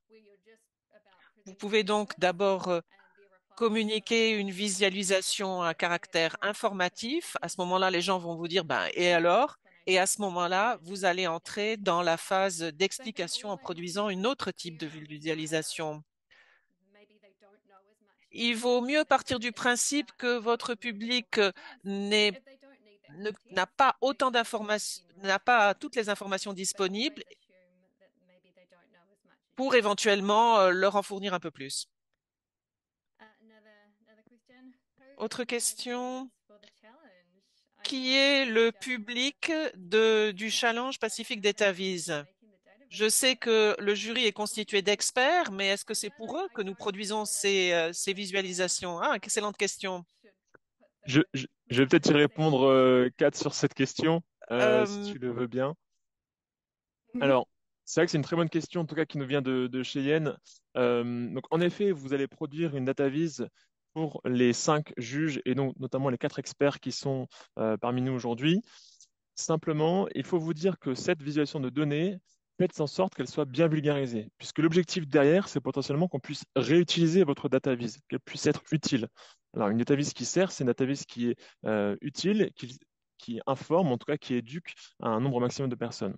Donc, on n'est pas sur finalement une audience, on va dire, experte in fine, puisque vous passez quand même par des juges qui ont les qualités, en tout cas, d'experts pour vous donner des notes sur votre database, mais à la fin, c'est pour un grand public. Ça peut être pour des jeunes, ça peut être pour des personnes plus âgées, mais l'idée vraiment est de passer un message clair et simple à tous. Donc, ça pourrait par exemple être un objectif. Ensuite, si une database elle est bien et qu'on estime que parmi les 3 premiers prix, on pourrait la partager, donc notamment à travers les médias, c'est quelque chose qu'on peut envisager. Donc voilà, essayez vraiment de vulgariser les données que vous avez, de rendre accessible encore une fois l'information que vous souhaitez transmettre et que ça soit clair et lisible en un coup d'œil. Voilà, ça c'est très important. Très bonne question. Et j'espère que j'ai été clair dans ma réponse.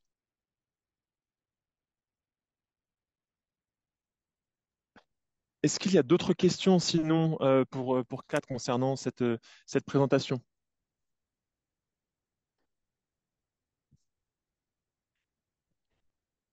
Sinon, n'hésitez pas à en poser encore une fois dans le chat. Je pense qu'elle pourra vous y répondre par la suite.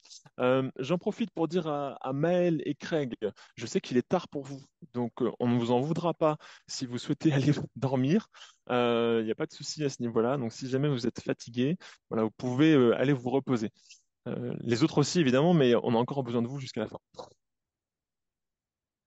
Super, en tout cas, Kat, merci pour cette présentation. Ah, je vois un nouveau message. Ok, c'est le lien de mail. N'hésitez pas à lui poser des questions si vous le souhaitez, encore une fois dans le chat, elle pourra y répondre à la fin. Mais comme ça, sans plus attendre, ça nous laisse du temps pour la présentation d'Ali, qui est notre dernière intervenante. Donc merci encore une fois, Kat, pour cette présentation. Et n'hésitez pas à vous procurer son livre pour avoir un maximum de conseils sur la data vis. Ali, je te laisse prendre la parole et donc clôturer les différents intervenants.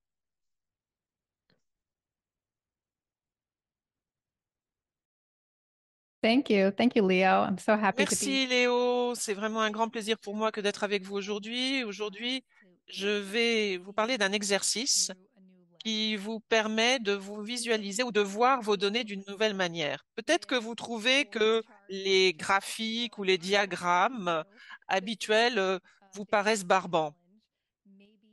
Et peut-être que vous vous dites que vous n'avez pas les compétences de Craig pour rendre les données plus attirantes. Alors, que faire si vous avez le sentiment de vous trouver dans cette situation? Eh bien, moi, je vais essayer de vous faire adopter une nouvelle façon de voir les choses pour augmenter votre créativité. Je m'appelle Ali Torban. J'ai commencé comme analyste de données aux États-Unis, à Washington, D.C. Ensuite, j'ai eu un bébé. Et je me suis demandé ce que je voulais vraiment faire dans la vie. Et je me suis rendu compte que c'était la visualisation des données qui me passionnait. Et ça, c'est la première visualisation que j'ai créée. Vous voyez à quel point je n'y connais rien, parce que franchement, c'est pas un exemple à suivre. C'est ce dont Selena nous parlait tout à l'heure au début de son exposé. Voilà, donc je plaide coupable d'avoir créé un graphique de ce type. Donc je me rends compte que je n'y connaissais vraiment pas grand-chose. Alors j'ai lancé un podcast pour pouvoir aller faire des interviews avec des analystes de données, des visualisateurs de données pour découvrir quels étaient leurs secrets. Et je me suis améliorée au fil des ans, j'ai gagné un prix dans ce domaine et aujourd'hui, eh bien, je crée des graphiques, que ce soit de manière traditionnelle ou des infographies ou autres. J'ai rassemblé tout ce que j'avais appris au sujet de la création d'infographies créatrices dans mon nouvel ouvrage, Chart Spark. Et là-dedans, vous trouvez des exercices qui vous aident à faire naître, susciter votre propre créativité quand vous vous trouvez face à des données. Et je voudrais vous montrer un de ces exercices aujourd'hui, un exercice que vous pourrez utiliser lorsque vous préparez à répondre au challenge Pacific DataVis. Alors, essayons de voir nos données d'une autre manière. et la représentation des données d'une autre manière. Mais d'abord, essayons de définir ce que ça veut dire, le mot créatif, créativité. On est vraiment très exigeant lorsqu'il s'agit de la créativité. On se dit que vraiment pour être qualifié de créatif, faut être du niveau de Craig ou du niveau d'Einstein, voyez-vous. Mais c'est pas vrai. Il ne faut pas être aussi exigeant. Être créatif, ce n'est pas cela forcément. La définition de la créativité par Fisher et Williams dans le livre qui s'appelle Unlocking Creativity, c'est le fait de créer de nombreuses variations d'une idée ou de réutiliser des idées existantes et ensuite d'évaluer la chose. Est-ce que ça, c'est original, ce que je viens de créer, pour moi, pour ma collectivité ou pour les êtres humains? Et puis ensuite, vous vous demandez, est-ce que cette idée, elle a du sens et qu'est-ce qu'elle respecte la déontologie? Et c'est ça qui est important. Est-ce que ça a du sens? Est-ce que c'est utile? C'est ce que dont nous parlait Léo. Ces graphiques, on veut qu'ils soient utiles parce que sinon, à quoi ça sert de faire tout ça? Et l'exercice que je voudrais vous présenter, c'est l'exercice CTR. CTR. C'est un exercice qui vous permet d'aborder différemment votre visualisation des données pour essayer de trouver une manière plus utile de visualisation de ces données. Alors, comment faire pour donner plus de sens à tout cela? Eh bien, pour ce faire, je pose un certain nombre de questions. Mais d'abord, pourquoi est-ce qu'on veut que ces données, elles aient du sens? Eh bien, parce que sinon, les données, ça ne veut rien dire. C'est nous, êtres humains, qui décidons ce qui a du sens, qui est important ou pas. C'est pas l'ordinateur, c'est pas le tableur qui décide. C'est nous qui décidons si les données ont un intérêt ou pas. Et pour mon podcast, j'ai parlé avec beaucoup de journalistes qui sont spécialistes dans ce domaine. Et il me dit que pour ça, il faut faire trois choses. Il faut éviter d'enfoncer des portes ouvertes avec ces données. Il faut vraiment mettre l'accent sur le facteur temps. Et il faut essayer de trouver des manières d'apprendre quelque chose aux gens.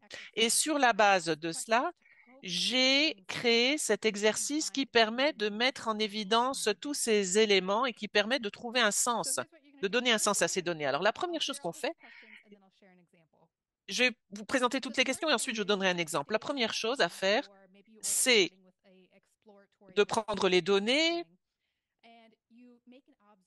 et de faire une observation, de réaliser une observation. Quand vous regardez ces données, ce jeu de données, qu'est-ce que vous remarquez? Il y a peut-être quelque chose d'aberrant là-dedans ou un motif ou un schéma qui se dégage. Et c'est pas grave si c'est évident ce que vous constatez. Ensuite, pensez au concept de conflit. Si cette observation est exacte, quelle en est la conséquence et qui est concerné, est affecté par cela? Et ensuite, on pense au facteur temps. Pourquoi est-ce que c'est important maintenant? Avec quoi est-ce que je peux comparer cela avec quelque chose qui est important aujourd'hui? Et enfin, une résolution. Qu'est-ce qu'on peut faire? Quelles mesures prendre? Comment faire et où aller pour obtenir plus d'informations? Et en répondant à toutes ces questions, cela vous aidera à trouver une nouvelle manière d'appréhender les données pour tenir compte de tous ces éléments et pour que la visualisation des données soit aussi et autant de sens que possible. Un exemple, en 2017, je participais à une action où on travaillait le lundi sur les données. Et ce jour-là, on a présenté des données sur le prix des avocats, le prix moyen des avocats avec le prix des avocats bio en haut et des avocats produits par l'agriculture traditionnelle en bas. Et pour ça, on a utilisé un graphique des plus classiques. Mais quand j'ai vu ça, je me suis dit, mais c'est vraiment super barbant ce graphique. Les gens vont immédiatement oublier ce graphique dès qu'ils l'auront vu quel est l'intérêt. Et donc, à ce moment-là, j'ai fait l'exercice dont je vous ai parlé tout à l'heure, CTR. Premièrement, observation. Donc, l'observation, qu'est-ce qu'elle est? C'est que les avocats bio sont plus chers que les autres. Alors, quel est le conflit? Eh bien, si les avocats bio sont plus chers, à ce moment-là, ça veut dire qu'il y a peut-être des gens qui n'ont pas les moyens de s'acheter des avocats issus de l'agriculture bio. ou bien ils vont acheter d'autres avocats issus de l'agriculture industrielle pour pour dépenser moins d'argent. Le facteur temps, pourquoi est-ce que c'est important maintenant? Eh bien, il est possible qu'à certains moments, le prix des avocats bio soit soit proche de celui des avocats produits par l'agriculture industrielle. Et à ce moment-là, les gens pourront se permettre d'acheter de l'avocat bio. Alors, résolution, que faire? Eh bien, j'ai découvert en mars 2017, le prix des avocats bio et des autres avocats s'était vraiment rapproché. Donc, si on était en mars ou en avril 2017, je pourrais dire aux gens, eh bien maintenant, c'est le moment d'aller acheter des avocats bio et de faire du guacamole. Alors, vous avez donc maintenant un graphique qui est différent de celui que je vous ai montré tout à l'heure. Et l'idée, c'est faites du guacamole maintenant, puisque les avocats bio sont à peine plus chers que les autres. J'ai utilisé ce type de graphique où j'ai mis en évidence également la différence entre les prix. Voyez les deux graphiques l'un à côté de l'autre. Donc, j'ai pas gagné de prix avec ce graphique, mais simplement c'est pour vous dire que en apportant simplement quelques modifications, vous avez un graphique qui est beaucoup plus utile pour la personne qui le regarde. Et comme ça, j'ai créé quelque chose de beaucoup plus intéressant, de beaucoup plus créatif. Vous pouvez utiliser cet exercice dont je viens de vous parler pour transformer un graphique des plus ennuyeux en quelque chose d'intéressant, qui a beaucoup plus de sens et qui parlera plus à la personne qui va le regarder, ce graphique. Donc, je voulais simplement vous dire que vous êtes créatif et que si vous avez envie de libérer votre créativité, n'hésitez pas à consulter mon livre. Merci. Merci beaucoup, Ali, pour cette super présentation et cet exemple du guacamole. Ça nous donne tous un petit peu faim. En tout cas, je vais laisser la parole maintenant aux différents intervenants, différents participants pour les questions. Merci pour ton énergie, en tout cas, Ali. Et je te laisse, en tout cas, lire les questions et peut-être y répondre directement si tu veux bien.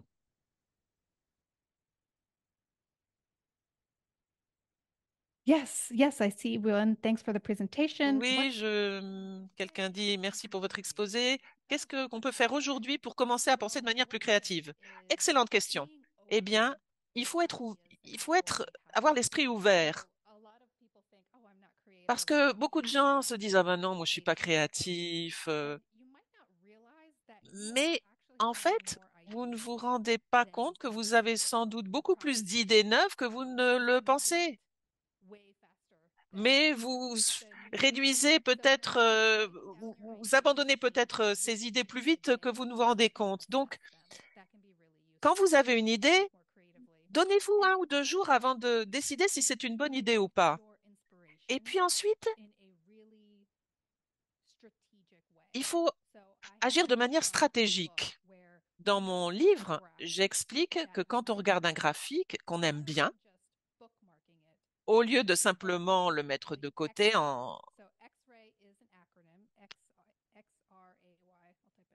d'en prendre note, il faut se demander pourquoi est-ce que j'ai trouvé que ce graphique était vraiment intéressant.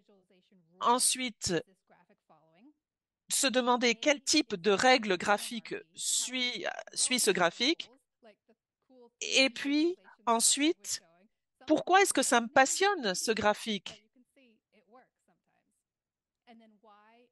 Vous pourrez vous dire, ben, je pourrai jamais avoir le niveau de Craig, mais pourquoi pas? Et ensuite, la question que vous pouvez poser, c'est comment utiliser cette technique que je découvre dans ce graphique moi-même. Donc, au lieu de simplement regarder une visualisation et de vous dire, ah, ben, c'est chouette, essayez d'analyser la chose en profondeur de la manière dont je vous viens décrire, parce que ça vous permettra peut-être d'adapter certaines choses dans votre manière de procéder. Quelqu'un demande quelle est le plus grand difficulté que l'on rencontre quand on crée une visualisation de données et comment surmonter cet obstacle. Eh bien, la plus grande difficulté, c'est de trouver un angle nouveau. Il faut faire en sorte que le message de votre graphique ait vraiment un sens pour ceux qui le regardent. Sinon, ben, les gens vont tout simplement l'oublier. Il faut vraiment mettre l'accent sur le message qu'on veut faire passer avant même la visualisation, avant même la phase d'explication. Parce que les gens, généralement, se précipitent sur la visualisation parce que c'est plus sympa, etc. Mais vraiment, il faut d'abord se demander quel est le problème, quel est l'objectif de ce graphique, qu'est-ce que j'essaie de faire passer comme message et est-ce que j'ai trouvé le bon graphique, la bonne manière, les bonnes couleurs, etc. pour faire passer ce message. Parce qu'a priori, tout ça, ça paraît pas très, très passionnant, mais c'est vraiment important. Alors, une autre question. Quel est le processus que vous utilisez pour concevoir ces visualisations de données? Est-ce que vous commencez avec des visualisations de base qui existent déjà? Est-ce qu'ensuite vous les modifiez, etc. Bah, écoutez, la première étape, quand je commence une visualisation, c'est que généralement, je travaille pour un client et donc je leur pose un long questionnaire. Et d'ailleurs, vous pouvez télécharger ce questionnaire que j'envoie à mes clients gratuitement. C'est un questionnaire de 4 pages que vous pouvez utiliser pour vous-même ou si vous travaillez pour un client. Et avec ce questionnaire, vous savez, vous connaissez l'objectif de la visualisation, quel est le public ciblé, enfin toutes ces informations qui sont véritablement fondamentales. Ensuite, je procède comme l'a dit Kat, j'examine les données et j'essaie de d'expérimenter avec différents types de graphiques, différents types de diagrammes qui pourront faire passer le message. J'utilise généralement Tableau quand je produis des graphiques et ensuite j'exporte ça sous format PDF. On peut ensuite intégrer ça dans Illustrator, dans Figma aussi. Et ensuite, je toilette tout ça. Je modifie à la fin un petit peu les couleurs, peut-être, ajouter certains éléments. Et puis ensuite, là, il y a la phase de test sur d'autres personnes parce que je veux m'assurer que le message que j'essaie de faire passer, eh bien, il passe bien. Parce que ce n'est pas forcément évident. Donc, il faut vraiment tester la visualisation. Merci Ali pour toutes ces réponses. J'encourage vivement tous les futurs participants à utiliser ce process CTR. Ça vous aidera franchement dans votre création de DataVis, mais aussi les questions qui ont été prodiguées juste avant les conseils, pardon, qui ont été prodigués par Kat juste avant. Ça vous aidera beaucoup en tout cas à créer votre DataVis. Je vous encourage vivement à utiliser tout ça. Malheureusement, il ne nous reste plus beaucoup de temps. Allez, on laisse une dernière question peut-être de Fiona et après on passera à la conclusion avec Wissy qui va devoir nous faire une conclusion en peu de temps. Mais je laisse Ali répondre à cette dernière question.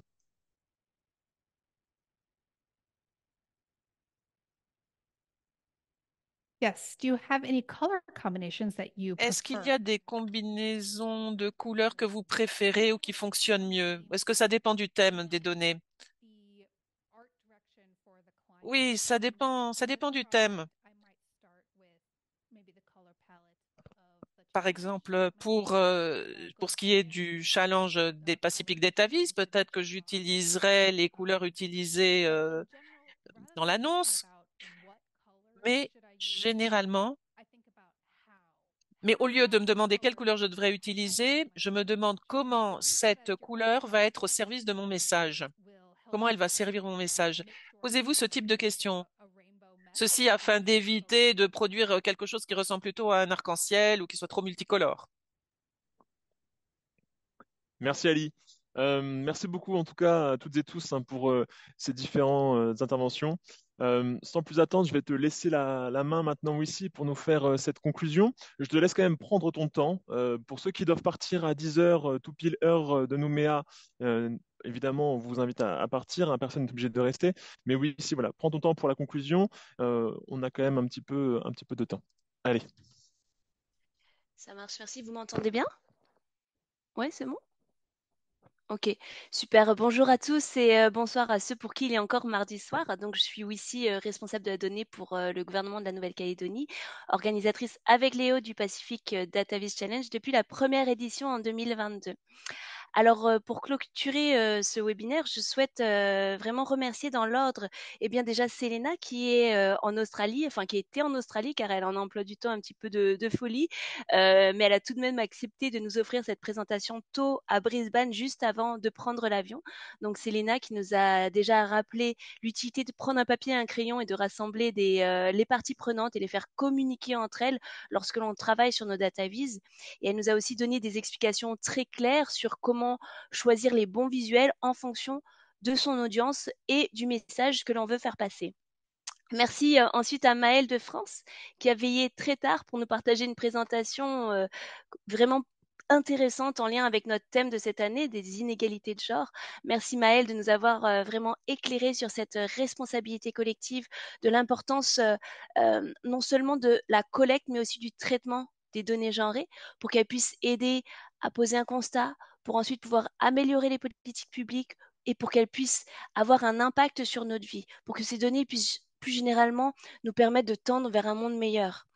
Alors, quand on pense data, on pense souvent immédiatement à des chiffres, des tableaux, des graphes, éventuellement des cartes, mais on n'imagine pas forcément que la data peut être de l'art. Pardon. Et pourtant, que dire des véritables œuvres d'art de Craig. Craig réalise vraiment ces tableaux avec des données géographiques et plus précisément des données de transport. Donc, merci Craig de nous avoir partagé tes créations exceptionnelles et artistiques. J'avoue que pour moi qui suis très sensible à l'art, voir tes véritables tableaux m'inspire énormément. Et vous pouvez voir dans le portfolio de Craig que même avec des données sur des sujets terribles, ces données-là peuvent être embellies et matérialisées sous des formes et des visuels totalement esthétiques.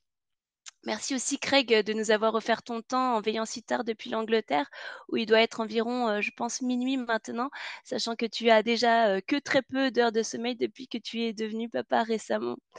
Et nous avons eu ensuite la joie de rencontrer Kat de Wellington en Nouvelle-Zélande. Merci Kat pour nous avoir rappelé les questions essentielles à se poser dans le process de data storytelling, à savoir qu'il y a plein de manières de visualiser la même donnée, mais il est essentiel de bien clarifier en amont pourquoi on veut communiquer, à quelle audience, quel est le message et comment on veut le communiquer. Enfin, nous avons terminé avec Ali de Washington DC aux États-Unis. Ali nous a expliqué les questions fondamentales à se poser pour sortir du piège de l'ennuyante DataVis avec ses habituels graphes, courbes, couleurs, traits qui peuvent parfois laisser le lecteur quelque peu, on va dire, perplexe. Ali, j'ai juste adoré ton exemple, à la fois simple, efficace et parlant, surtout que j'adore l'avocat et le guacamole. Voilà, merci en tout cas à nos 5 speakers exceptionnels aujourd'hui. Ce fut un honneur pour nous de vous avoir parmi nous aujourd'hui. Et c'est aussi un honneur pour nous de pouvoir compter la plupart d'entre vous parmi les membres de notre jury de ce challenge. Alors, pour tous les auditeurs, j'espère que ce webinaire vous a plu. Si jamais vous avez des questions complémentaires, que ce soit pour nos speakers ou des questions en lien avec le challenge, sur les modalités du challenge, mais aussi sur les données elles-mêmes, n'hésitez pas à nous les poser directement en utilisant le formulaire de contact disponible sur le site web du Pacific DataVis Challenge. Donc, nous vous répondrons dans tous les cas. Vous pouvez poser vraiment des questions vraiment sur tout ce que vous voulez. En tout cas, il y a aussi le replay de ce webinaire qui sera disponible sur notre chaîne YouTube, le replay aussi de la conférence de lancement qui est disponible déjà sur la chaîne YouTube. Donc, je vous remercie tous d'avoir été présents aujourd'hui. Une grande pensée vraiment aussi aux participants de Nouvelle-Calédonie pour qui le contexte actuel est très difficile, très éprouvant ces jours-ci. Et il ne nous reste plus qu'à vous souhaiter une bonne chance pour ceux qui participeront au challenge. Et je laisse la main à Léo juste pour la toute dernière courte minute de clôture. Oui, merci beaucoup ici pour cette magnifique clôture. Encore une fois, tu as admirablement bien réussi ce challenge de synthétiser les informations qu'on a pu avoir aujourd'hui. Euh, je ne peux pas vous cacher l'immense fierté que j'ai, en tout cas, d'avoir eu tous ces intervenants aujourd'hui, ce webinaire. Moi-même, évidemment, j'ai vraiment beaucoup appris encore une fois aujourd'hui. Donc, je suis très heureux de vous avoir eu et merci encore donc aux différents intervenants. J'aimerais aussi remercier nos interprètes qui ont ce travail difficile d'interpréter le français et l'anglais, donc de pouvoir communiquer les différentes informations durant les différentes présentations. Et enfin, je vous remercie vous aussi, l'ensemble des participants. J'ai pu voir qu'on était un peu plus de 80 pendant la session. Vous qui avez pu faire vivre ce webinaire en posant des questions à nos différents intervenants. Donc maintenant, je vous invite à utiliser tous ces conseils, tout ce qu'on a pu vous donner durant toute cette session pour le Pacific Data Viz Challenge. Et un dernier exercice que j'aimerais qu'on fasse ensemble, qui était un petit peu rigolo pour clôturer ce webinaire, c'est simplement de faire un petit clin d'œil linguistique. J'aimerais que vous puissiez tous utiliser encore une fois le Slido que j'ai pu vous faire pour dire au revoir en fait dans votre propre langue. Donc moi d'où je viens de Bretagne en France, qui est une petite région donc dans l'ouest de la France métropolitaine, et j'aimerais que vous puissiez dire au revoir de votre propre langage. Donc ça peut être aussi un dialecte. Donc voilà, la question c'est de dire juste à bientôt plutôt qu'au revoir, puisque j'espère vous revoir bientôt tous, que ce soit donc virtuellement ou physiquement un jour, je l'espère. Tata bisou, donc oui, tata bisou, c'est une belle expression qu'on a en Calédonie pour se dire plutôt à bientôt et au revoir. Kenavo, Kenavo, donc qui est Kenavo Avesha, la manière de dire au revoir en breton. Oleti, donc merci. Loki Miupla, donc j'apprends évidemment d'autres mots. Nissa Moche, j'espère que je prononce bien. Moche Mada. Euh, donc voilà. Merci à tous pour tout ça. Je partage donc vos différents à bientôt. J'espère que vous voyez mon écran. Voilà. Donc Tata Bisou qui revient beaucoup de Calédonie évidemment. Donc évidemment beaucoup de force à tous ceux qui sont dans cette situation. Mais remerciements à tout le monde. Et puis on vous souhaite bonne chance pour le Pacific Data Viz Challenge 2024. On espère que vous pourrez tous y participer. Et puis on a hâte de voir l'ensemble de vos visualisations de données. Merci à tous. Et puis à bientôt et Tata Bisou et on espère que ça vous a plu. On vous enverra un petit questionnaire évidemment de satisfaction à ce sujet. Merci Wissy, merci à l'ensemble de nos intervenants, et puis on se dit à une prochaine.